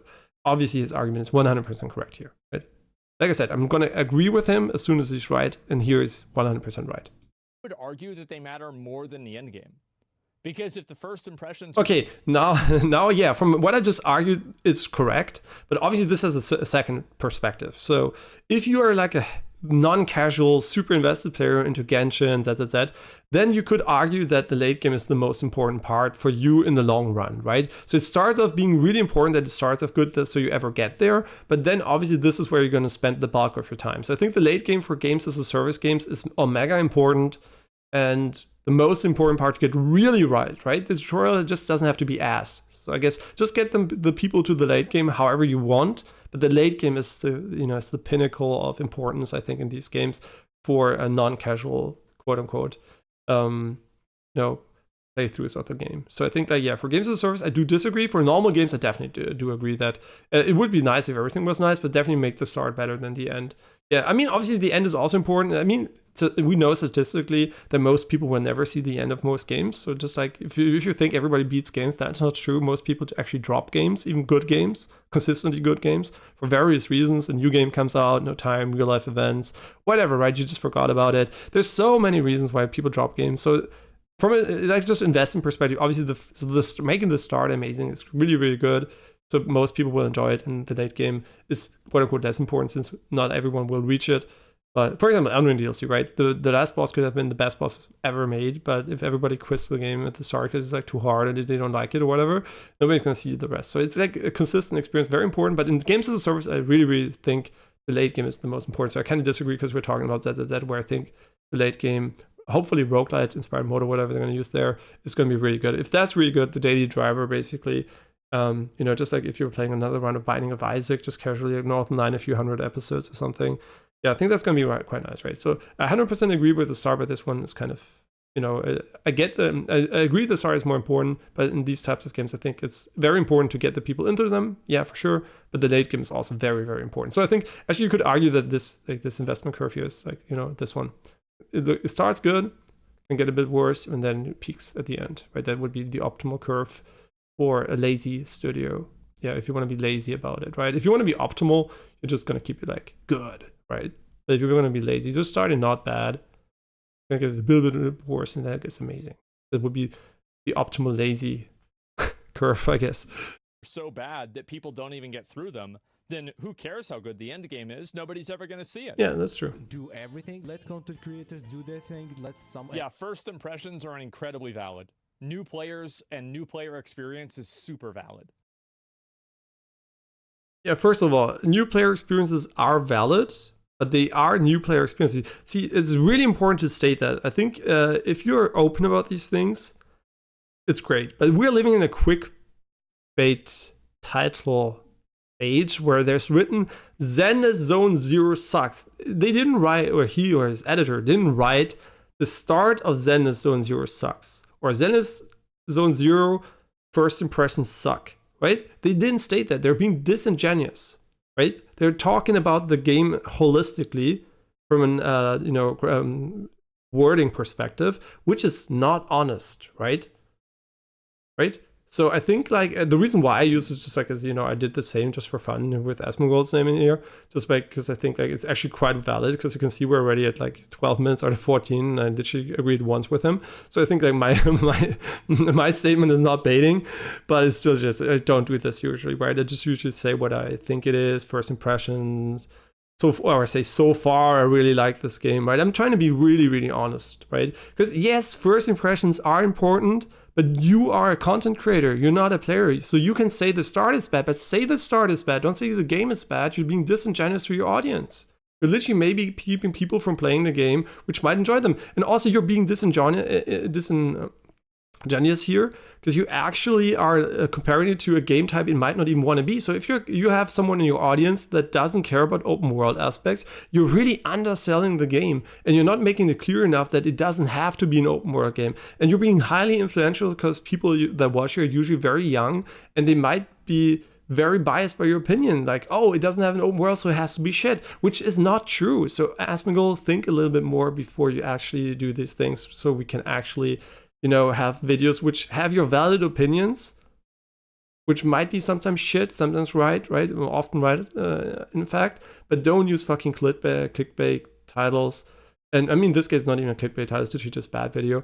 To literally bring across the point, I think, which is like not the point you should be bringing across if you want to have your audience well informed, which is, I think, is what you want to do, right? You want to have your opinion, give your opinion on stuff, and probably help your audience get a new perspective on things. I mean, I guess you're getting a new perspective by listening to him, because it's so wrong. I guess if you would listen to me, you wouldn't get it, right? But I think still in this case, usually Asmongold has like really nice and based takes, which I think is why he's a nice reaction content creator. Yeah, I'm not a reaction content creator. I never do this. This is my first time. Asmongold is my first time. No, seriously. I never do this usually, so yeah, we're gonna finish the video here though first. Free-to-play players go through the whole content, and you can see some different opinions about the game. For me, the game is a 6 out of 10. I'm not quitting the game any sooner, even though the game feels like a hack and slash now. It kind of feels fun. No, you didn't rate it. You rated your first impression of it a 6 out of 10, right?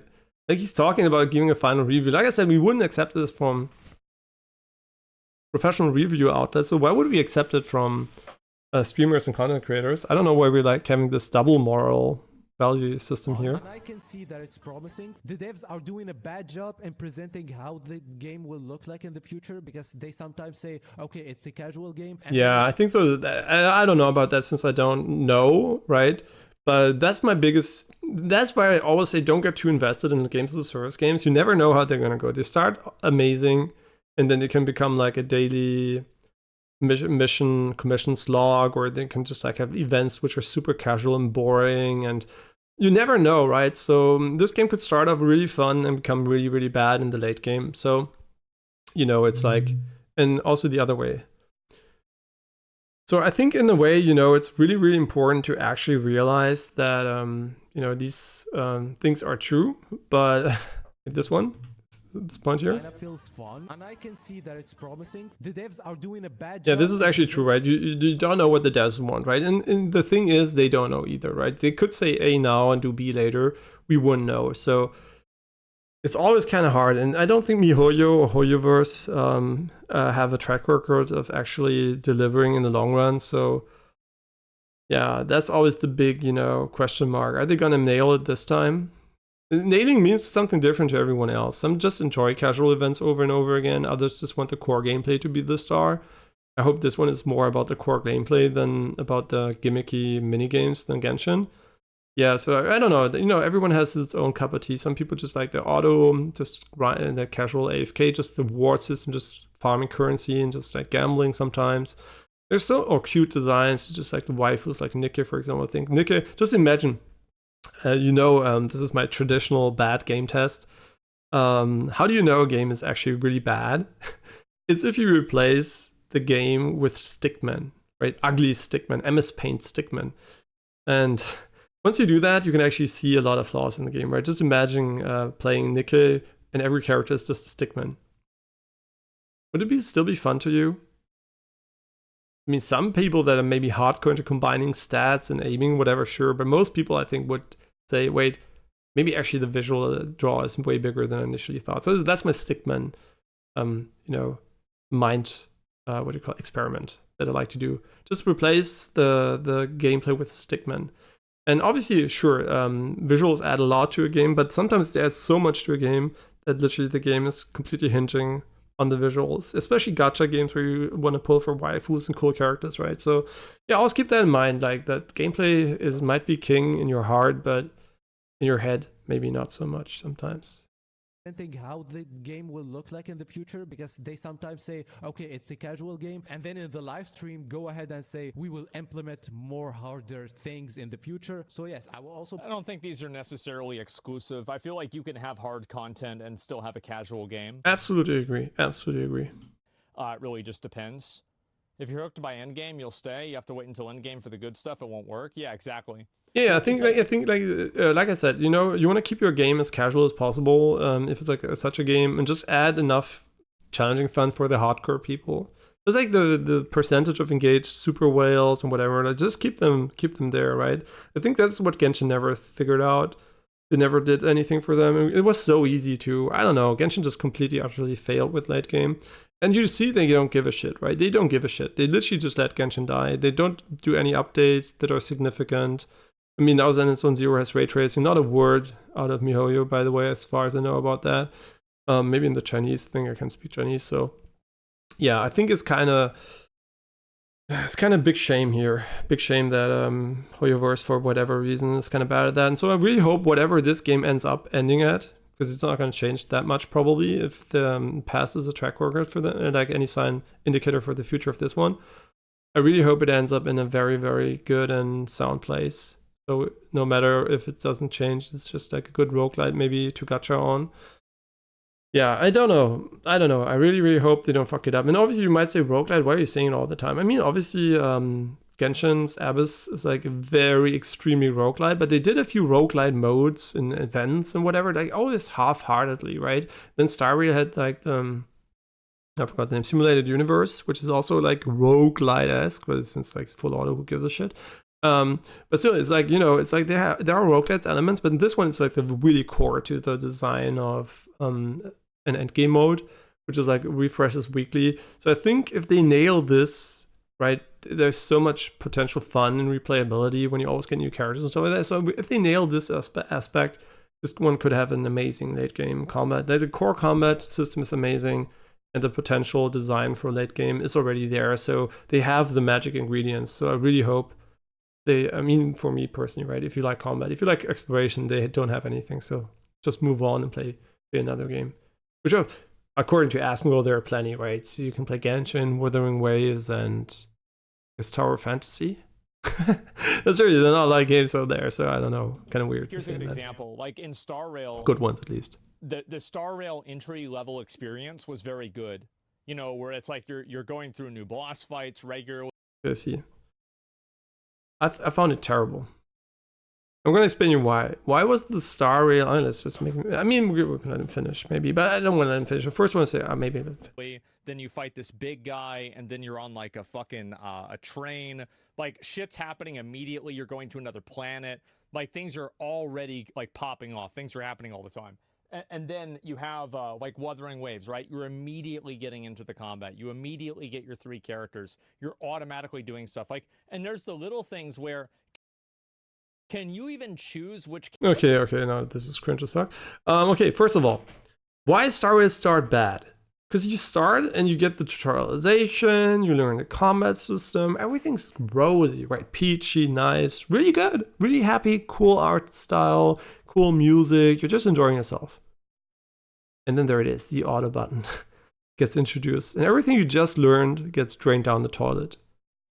Oh, you learned all these mechanics, but how about you don't use them ever again because it's less efficient than just pressing on auto for 99% of the daily content? Because so this you're just auto farming most enemies anyway, and you can input as fast as your auto is going to play, so it doesn't even matter, and you can do something else, right? If you're faster playing manually, which you usually, I guess, aren't for most content, you can literally just go do something else in the meantime.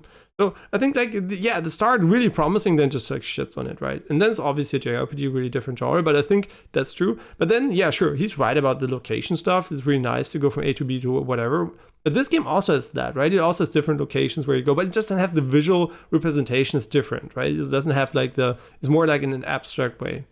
So I think what he means is he doesn't like that you spend a lot of time in certain locations. It's more like a bit, it's not like, I guess the locations you are here actually mattering in compared to Star Rail. In Star Rail, you don't really have that real home base. I mean, you have to train, I guess, but you don't have this place that has a lot of depth and a lot of mechanics in it, like the relevant city. And this game basically is more like Persona, where you have like a few locations where you can do a lot of things. So I guess this comparison is kind of really stupid here. And yeah, what else did he say at the end? I forgot. Like things are already like popping off. Things are happening all the time. And then you have like Wuthering Waves, right? You're immediately getting into the combat. You immediately get your 3 characters. Yeah, but in this game too, you immediately get into the combat and you immediately get your 3 characters. What are you talking about? You start the game with a group of 3, as far as I know, right? I mean, not maybe immediately, but very, very soon, right? And yeah, I mean, kind of weird. Genshin, I guess, is way slower about it, but this one definitely gives you the full access to the combat system very, very, very soon. So no idea what he's talking about here, to be honest. Wuthering Waves didn't play, I can talk about it, but now he's going to say something which will prove my point to a very big degree. And I didn't watch his live stream, so obviously if I watched more of him, I could criticize more specifically. I'm just criticizing him for what he's saying here, right? I'm not criticizing for what he did on stream, so I have no idea what he did exactly, because I don't have the time to watch hour-long streams. So I just watched this video, and that's the only thing I can react to, right? Characters, you're automatically doing stuff like, and there's the little things where can you even choose which character you swap to? Like, bro, he doesn't even know the controls, right? He doesn't even know that you can go forward and backward. It's like, it is literally, he doesn't even know the basic shit, right? How could he ever have a real valid, I mean, it's a valid opinion. All opinions are valid, but how could he have a useful opinion for the players, right? If you want to watch someone, a content creator, and if you want to know if the game is good, you don't want to know if the start is shit.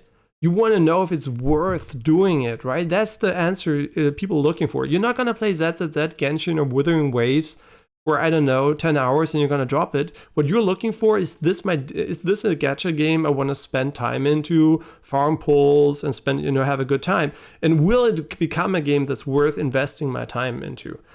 I don't care about the start. Most people don't care about the start. Everybody that's seriously interested in this game thinks the start obviously is important to get the people hooked, sure. But if you go and look for content about the game, you usually want to know if it's going to get good, right? An answer I also can't provide to you, right? I know it's good for now, but I don't know if it's going to become bad later. I can't tell you, right? So I'm not the source for that. Maybe someone that played the beta more or something is maybe, they might have changed something, but still they would be a better source. So I'm just saying the way he presents this is like, you see he's a noob at the game. And he just talks about the game like he's the master of it, right? I think that's so disingenuous. You just say you didn't have fun with it, and you think it might be for these reasons, but I actually have no fucking clue. And you can see he has no fucking clue. I spent fucking reviewing 14 minutes of him listening to a video and sometimes talking, and I could only find like 1 or 2 points at the end where I could 100% agree, which is pathetic, right? It's such a low rate, right? So I expect more from Asmongold, to be honest. This is why the first video I've ever reacted to was this video, because I just felt like it's like super, super inappropriate to argue like this, right? It doesn't, especially big content creators, I think, especially with someone like Asmongold, you can say whatever the fuck you want, right? It's his opinion. But I think he should at least try a bit more to be a bit more, open, because he's doing his community a disservice by actually just saying uninformed stuff, basically, right? His opinion of not enjoying the start is not a helpful indicator for anyone else, because his reasoning is completely flawed. So I think, yeah, really, really, really disservice. If I had seen this video and I was already not sure if I want to play the game, I would not play the game, right? And I would maybe regret it afterwards because it might have been fun. So that's why I'm saying this video does not do the community of gaming gamers a service. This video is useless. This video adds no significant value. It's literally not well argued. It is not what Asmongold usually does, right? So I think this is why I'm reacting to it for the first time ever. I'm watching his content for years, so.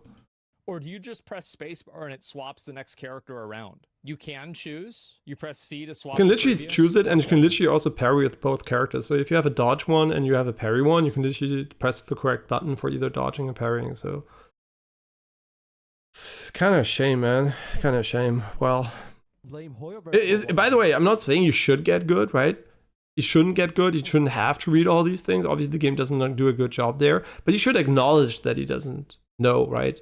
That's what I want from him. I don't want from him to get good. I don't give a shit if he gets good, if he understands the game or whatever. I would just want for him to actually realize that he doesn't, and that he is wrong for so many reasons, because he's bad at literally comparing the game to things he doesn't even want to be, and doesn't understand the mechanics, nothing. So I think, right? And then talking about complexity, why he doesn't even know that you can swap characters both ways, is like, I'm sorry, are you a clown? That's just like, literally, are you a politician talking about a topic you got briefed like 1 hour before your meeting, or maybe 5 minutes before your like meeting with the others, right?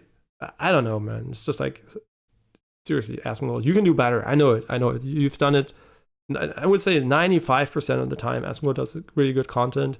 Sometimes he has bad takes, but majority of his takes are founded in good faith.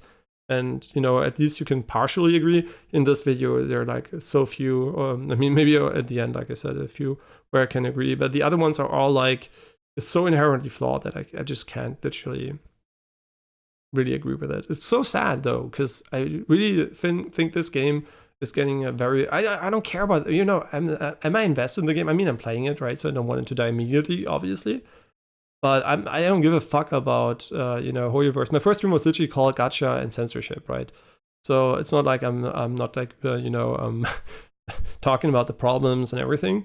But I don't like for games to being shit on for no reason. I just think like a very realistic and good presentation can help a lot of viewers get maybe more enjoyment out of games, instead of just like, misrepresenting them. But yeah, and obviously, yeah, there's gonna be a lot of people that will think like Asmongold, maybe even by themselves. I don't know. But a lot of them are going to obviously get influenced too. But I think it's still like, yes, his opinion is valid for these people, but he doesn't argue from that perspective, right? If he argued from the perspective of, yeah, I enjoy open worlds more, that's why I don't like that, but that doesn't make the game bad, it just makes it less enjoyable for me. And you can argue like that, right? You can argue like it's your opinion. And he likes to argue like some things are facts, while it's just like really wrong about them. They did. So anyway, that was my opinion. We will see in the future. That was the video. Bye bye. Yeah. I'm gonna be real. I think that this game needs a lot of work. I think it needs an insane amount of work. I think it doesn't need a lot of work, and I think it needs work for the tutorialization and start. But what you need, Asmongold, is insanely more playtime on the game to actually have a valid opinion for the entire game. So saying the game, see, he didn't say the start of the game needs more work, right? It is so weird. And the thing is, yeah, you could add an open world aspect to it, if that's what you mean by more work, but that is not the same game. That's literally a different game. So if you want it to be a different game, that's like saying, yeah, I'm pretty sure Pac-Man needs a lot of work. So one day it looks like Breath of the Wild. Yeah, it needs a lot of work. Right? I don't know, man, Asmongold. I don't know. This is such an L-take video. I don't know. It's so unusual, too. Maybe something rubbed him the wrong way, or it just got caught up on the hate train. Because this is, for me, arguing like this is more like, it's like so unfactual that it seems more like hating for the hating purposes, which is unusual for him. I don't think Asmongold is a hater at all. So I think this is like he just misses so much here. I don't know why. Something is like off. Maybe just a bad day. I don't know. Just something. I mean, obviously determinism, right? His entire brain processes just like information and outputs something. So obviously everyone's going to have the moments where there's like a lot of bullshit coming out. But yeah, it's kind of, I just want to, react here because I think maybe my perspective will add a bit of value to people that actually, want to know what's a different perspective on it. And that by no means, by the way, means that I'm going to give the game an amazing score once I'm done with it. I would give the introduction maybe, I don't know, an 8 out of 10 so far. Because it's good, but obviously, like, I think, like, yeah, the tutorialization is not optimal, and yeah, sure, it could be a bit more difficult to maybe also enforce the tutorialization, all those things. And you know, it's not like not 100% optimal, but I think it has definitely potential to easily become a 9 or a 10 out of 10 in the late game.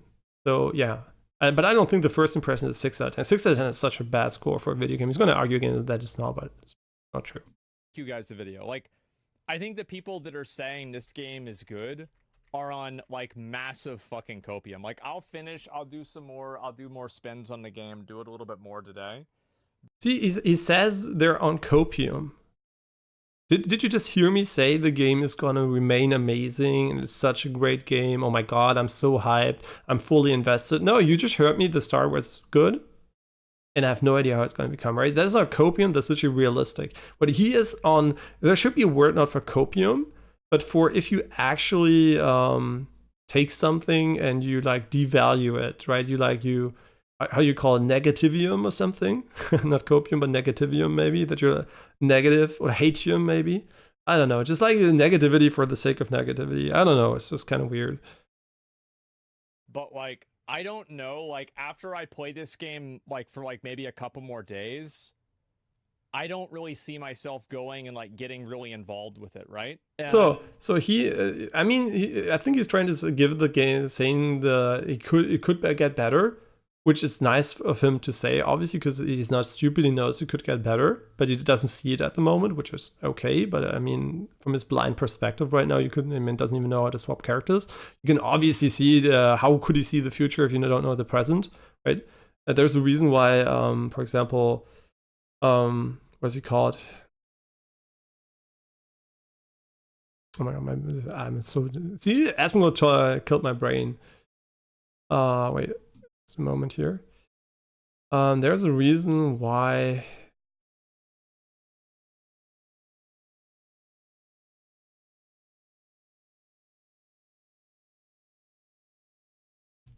Yeah, Warren Buffett. Exactly. Yeah.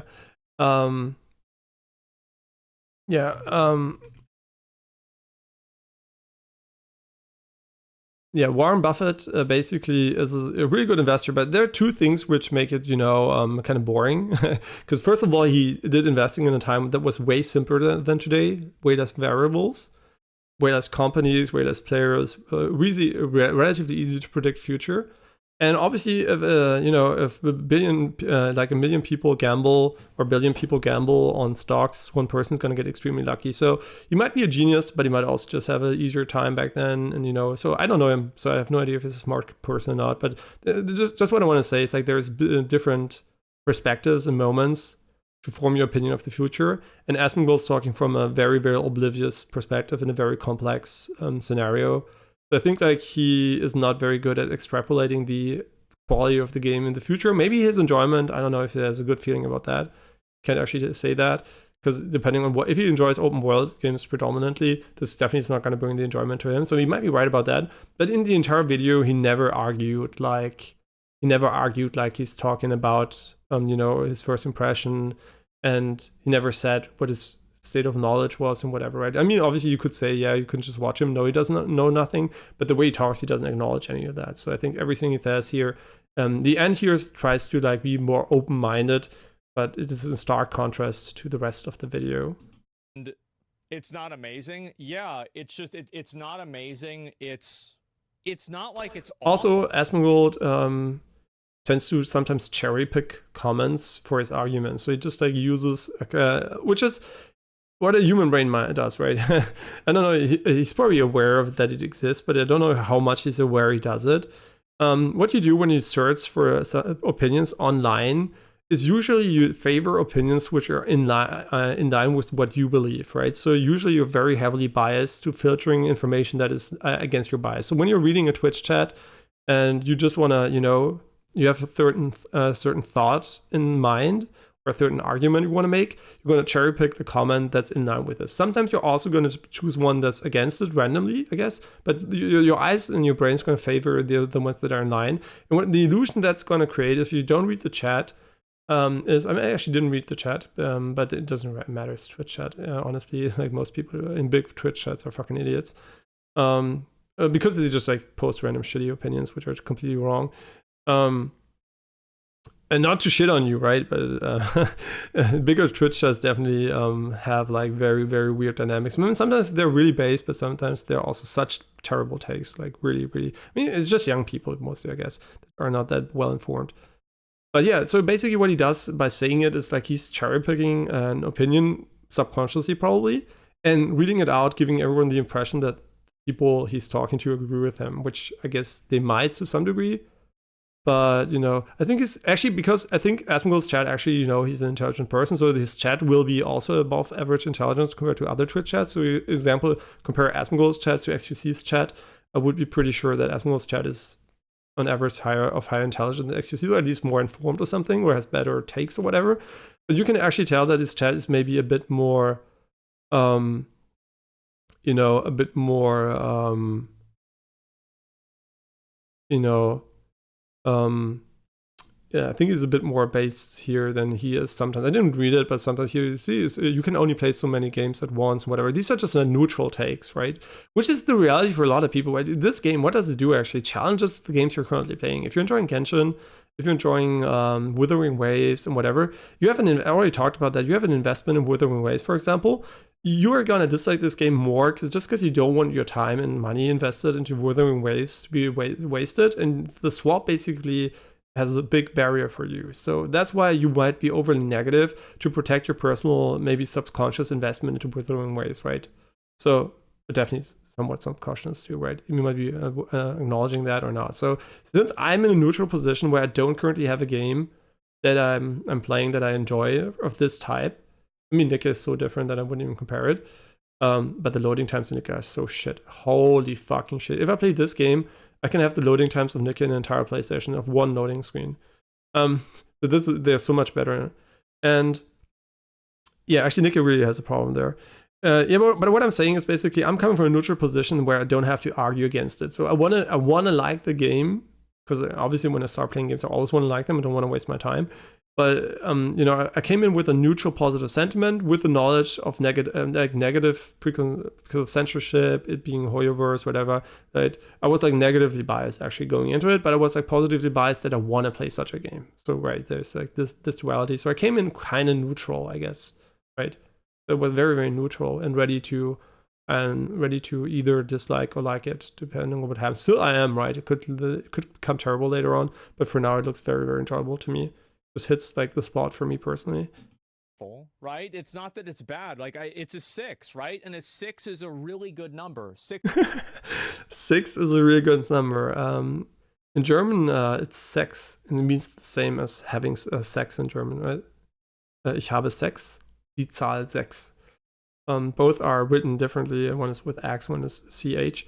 But it's a good number, right? 69 involves basically a 6 and an inverted 6. So a very good number. But from perspective of rating games, 6 is really mid, right? It's mid and barely enjoyable. Yeah. Want to see what 6 is. I mean, we could look at 6 games, right? But they're quality wise usually.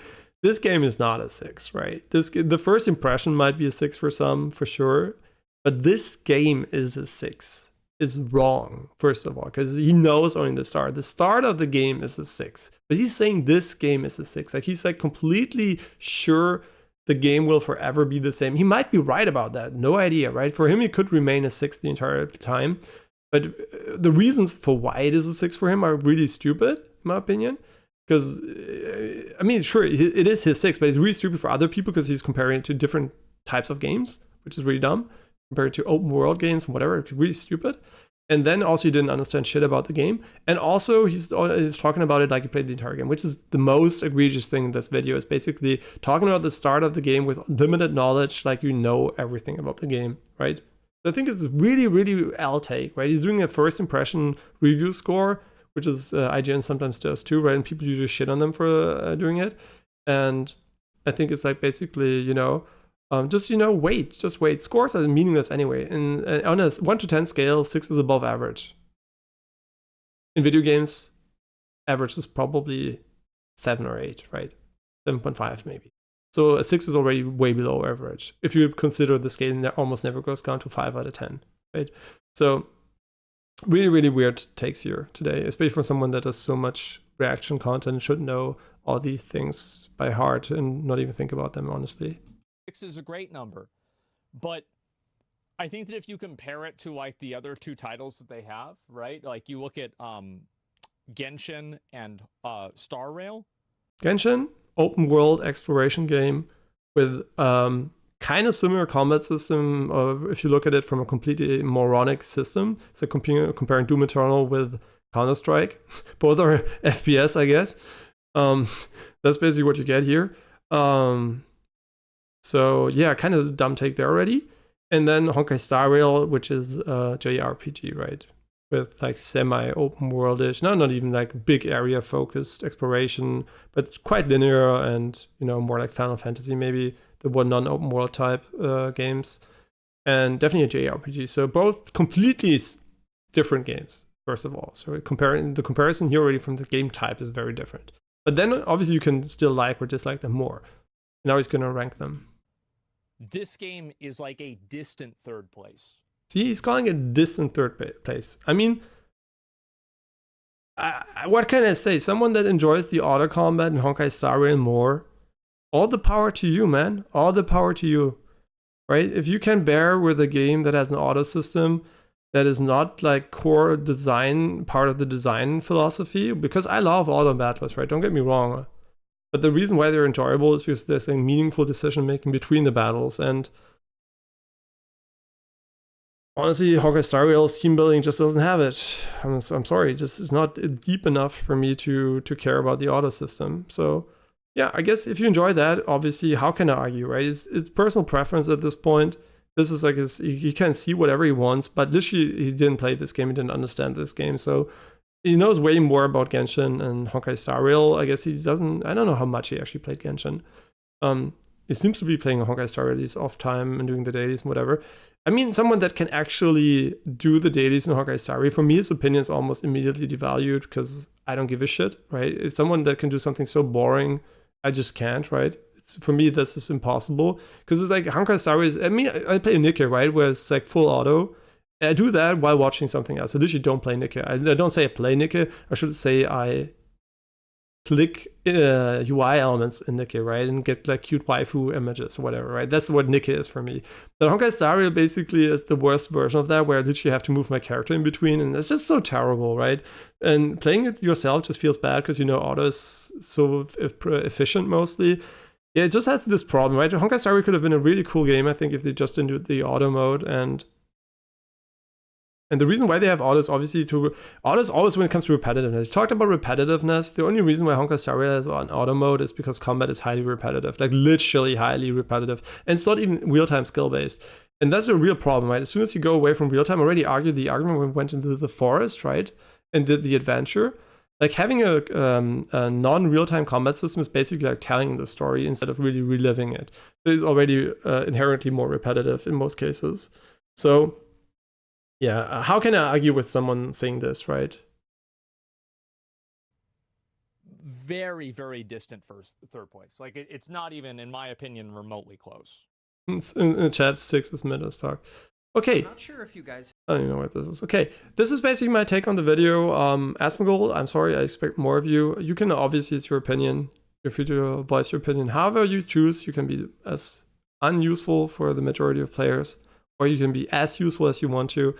You can do titles which are literally wrong because you're judging the entirety of the game from a wording perspective instead of just saying you don't like the start and whatever. You can do all of those things, but I will criticize you for that. I just had to. I just couldn't take this one. I usually don't mind a few L takes, which is completely normal. Humans have those. But having a complete video of almost entirely L takes is like, not what you usually do, man. You're such a smart person, right? Such a smart person, and I don't know why sometimes the most intelligent of us fail miserably at presenting information in a meaningful way. I don't know why it is, but yeah, that's, I guess I have an unfortunate perspective. So I can't just go in and say, yeah, Asmongold usually is right. Yeah, I get his point. Yeah, he's always right. He must be right now, right? I'm literally someone that likes Asmongold and thinks very highly of him. So that's for coming from a very positively biased perspective. So this is why I did the video, because I was like very disappointed in especially the delivery of his information and like the transparency, right? It's like if you have like news outlets, you want to have them like, tell them the details, right? You want to know, did they finish the game? You actually assume it for video games. You want to know, are they affiliated in any way? What is the real reasoning? What are they comparing? Right? They just want to have the full information and citation. It's like the scientific method, basically. I know, obviously, Asmongold is not a man of science and engineering, but he's intelligent enough to could be potentially, right? And I guess he was more like into socioeconomic stuff these days. But in general, I think like it's very important to actually have these distinctions there and to really be clear about it if you want to be useful to your viewers, right? Which you mostly are, I think. I think Asmongold is a nice filter. I mean, way better filter than the average reaction streamer. There's such terrible reaction streamers which is just have non-stop L takes. I think Asmongold is usually a very much W take on a lot of topics and has like nice perspectives, a quick thinker, right? In this video, I just think like he completely dropped the ball and is doing us and the game a disservice as a result. Fuck the game, actually. It's just doing us a disservice by maybe preventing us from enjoying something we could have enjoyed if we are among the people that don't know about the game, right? I'm just coming from the perspective of someone that doesn't have. I could have seen this video and it would have been, oh yeah, sounds good, right? Yeah, Asmongold usually has a good take. I mean, if he says the game doesn't have complex combat systems, he's probably right? And I would have nodded, right? It would have been, oh yeah, sure, because I'm biased, right? I'm a human being, like a social human being that is like prone to being biased, obviously.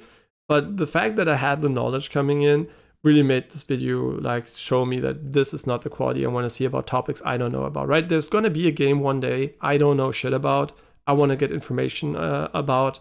I don't want to have these like very, very one-sided bad takes on this game from someone I usually trust from an information perspective. And I don't trust, right? I just usually think he has good takes, right? So I think the average is really important, that it is that you have a high hit rate for someone to be useful as an information source. Because if someone's like right 50% of the time, it's basically gambling on the opinion of the person. But if you know the person is usually kind of right, you can at least use it as a starting point, right? And sometimes that might already be enough to just dissuade you from even trying to get more information, which this video would have done, honestly. This video sounds terrible, right? This video sounds like the game is terrible, which is it 100% isn't, right? It's definitely a good game, maybe not amazing, whatever, but yeah. Okay, so this is basically my first reaction video ever. I'm going to take a little break here, and then we're going to play a little bit of Z later. Also going to look at a little bit of game news, what's going on today, whatever. But I'm not a reaction content creator, and I'm also not an Asmongold hater. I like the guy. I'm also not a Zenless Zero fanboy. I'm especially not a MiHoYo or a HoYoverse fanboy, because I mean, obviously some things are like, because they're like regulated by the CCP, obviously, like censorship, but also the way they treated Genshin has nothing to do with that. And I think like me being a very negative person about the company making the game and being very positive about the game without having any affiliation whatsoever should definitely show you that my opinion is kind of quote unquote, nothing is unbiased, but more unbiased, right? So this is my take, right? And I really, really hope someone at least had a little bit of a new take on what Asmongold said, and I hope I could kind of help you guys. And not even help, right? Maybe even you can use my points to, I mean, my points are useful because they can actually prove to you that he's right about something you care about. If you care about the open worlds from Genshin, for example, I've iterated that fact over and over, but you can actually get the information out of me that it literally is not that game. So I'm telling you, if you are like Asmongold and you care about that so much that you can't enjoy anything else, Bam, there you go. You know it now, right? I reinforced Asmongold's because I literally like I steel meant what he thinks, right? So I could be wrong about those things because it's like cut, whatever, right? I only know what I know, right? But I think even then my takes would actually help you to know if what he's saying is relevant to you, right? The short-term information, basically. At least you are aware now the tutorialization is kind of not that great, and you might have to look into how to play the game before you play it, actually. But so you can enjoy it through the most, because both people, the guy he reacted to, right? The guy who reacted, we didn't talk about him too much. I think he has like mid takes, right? He has like sometimes he hits, sometimes he misses. He's like a bit all over the place, but in general, I think he's arguing way more in good faith than actually Asmongold in this video. So I think like the video definitely is like in an okay place when it comes to takes in my perspective. Although he also kind of didn't seem to understand the combat system, which is okay because the game actually doesn't really tutorialize it correctly, which is a big flaw it has and really needs to fix, right? But does it need to fix a lot? Like Asmongold was saying, no. This game is exactly what it wants to be, and it needs to just get better at what it delivers to the player at the start, so they know what they're getting. Did we just talk like almost 3.5 hours after over a 15-minute video? I know that Asmongold takes a 20-minute video, makes a 1 hour video out of it, but actually making a 3.5 hours video out of a 40-minute video must be the most stupid reaction video ever. So sorry for making it so long. Just watch it at double speed or something. I don't know. That's even like 1.5 hours. So yeah, maybe take it as an inception point of your own critical thinking when it comes, I guess, to content. Also mine, by the way. You are free to disagree with everything I say, and obviously I'm like arguing against one of the most beloved, biggest streamers out there. I mean, obviously if you're big, you also have a lot of haters, but you also have a lot of fans. So obviously I'm gonna get shit on from at least one person or so. That's perfectly fine. I can take it. And obviously I'm not infallible, everyone's like voicing their opinions on a matter they have limited knowledge on, and I'm just like on the side of actually really admitting the limitations of my knowledge and not shitting on games for no reason. Okay, but as always, thanks for watching. I'll see you game guys later for more Z, I think, and let's see what other games are out there, right? I'm a variety gamer. I don't do like gacha games mostly on stream, actually. It's usually normal games. Yeah, I'm just like a normal variety streamer usually. Yeah. No, there's no doubt, obviously, that Asmongold obviously is way more successful than me. And also, because a lot of people like to argue, oh, you're just jealous, he's so successful, whatever. No, I have a very good life, right? I have a very loving family, girlfriend, and friends. And I also don't have financial problems at all, right? I have a very, very blessed life. So, for me, the success here is pretty irrelevant. I just like to, put my voice out there, a voice of reason sometimes. And that's what I like to do. And nobody sees it, whatever, right? It's like, obviously it would be nice, but I'm never gonna, argue against someone in bad faith because it's more, known than me, right? And also more entertaining. There's no doubt. I think that Asmongold has a way of delivering information that is often like hinging on, being entertaining, which is good because he's an entertainer, right? Let's not be delusional here. Most content creators, even the React streamers, are mostly entertainers and not really critical thinkers and engineers or scientists that try to solve things. I mean, there might be people like Gina Machino, you could almost argue, that are like scientifically analyzing and doing whatever. There's obvious like people like that, but in general, it's like about having fun and spending a good time. And don't forget that when you listen to opinions from these people, because also me, because we're like, I mean, I'm engineer and scientist, but that doesn't mean shit, right? It just literally means I maybe have some background knowledge they might not have, but you're usually taking advice and information from people that can sometimes have bad takes, and you should always be ready to challenge opinions and make your own opinions, especially when it's a free-to-play game. And honestly, even investing 5 hours into a free-to-play game, whatever, fuck it, right? 5 hours, then you can laugh about it and say it's shit, right? It's free to play. Just try it out yourself, and definitely look out for the bad tutorializations, though. If you really want to have fun, my advice basically is parry shit, look for the golden glow, parry it, dodge, and stun the enemy and fuck them. Yeah, I think then you're going to have way more time if you like really dominate the enemy, no matter what your HP is. Because obviously, if you almost don't get hit, what does the damage matter, right? You always parry everything and always dodge all the attacks. They could do infinitely more damage. It just means like someone that already plays like that wouldn't have a difference, right? That's why when I play Souls games, it doesn't matter if the enemy does a lot of damage or not. I'm always trying to dodge. I'm never face tanking, right? I mean, almost never. And so that's why my playstyle was good for the DLC, because I was already not face tanking. So who cares if they hit me for half HP or if they hit me for like 1/5 of my HP, right? Yeah, so I think that if you play it correctly, it doesn't really matter, right? You can pretend the enemy does a lot of damage, but most people won't get that tutorialization effect if they don't. So they do need to fix a little bit about that. And yeah, I think there's more showing the player how to do it than actually punishing them for not doing it. I think could be the way here. But okay, thanks for watching. I'll see you guys later.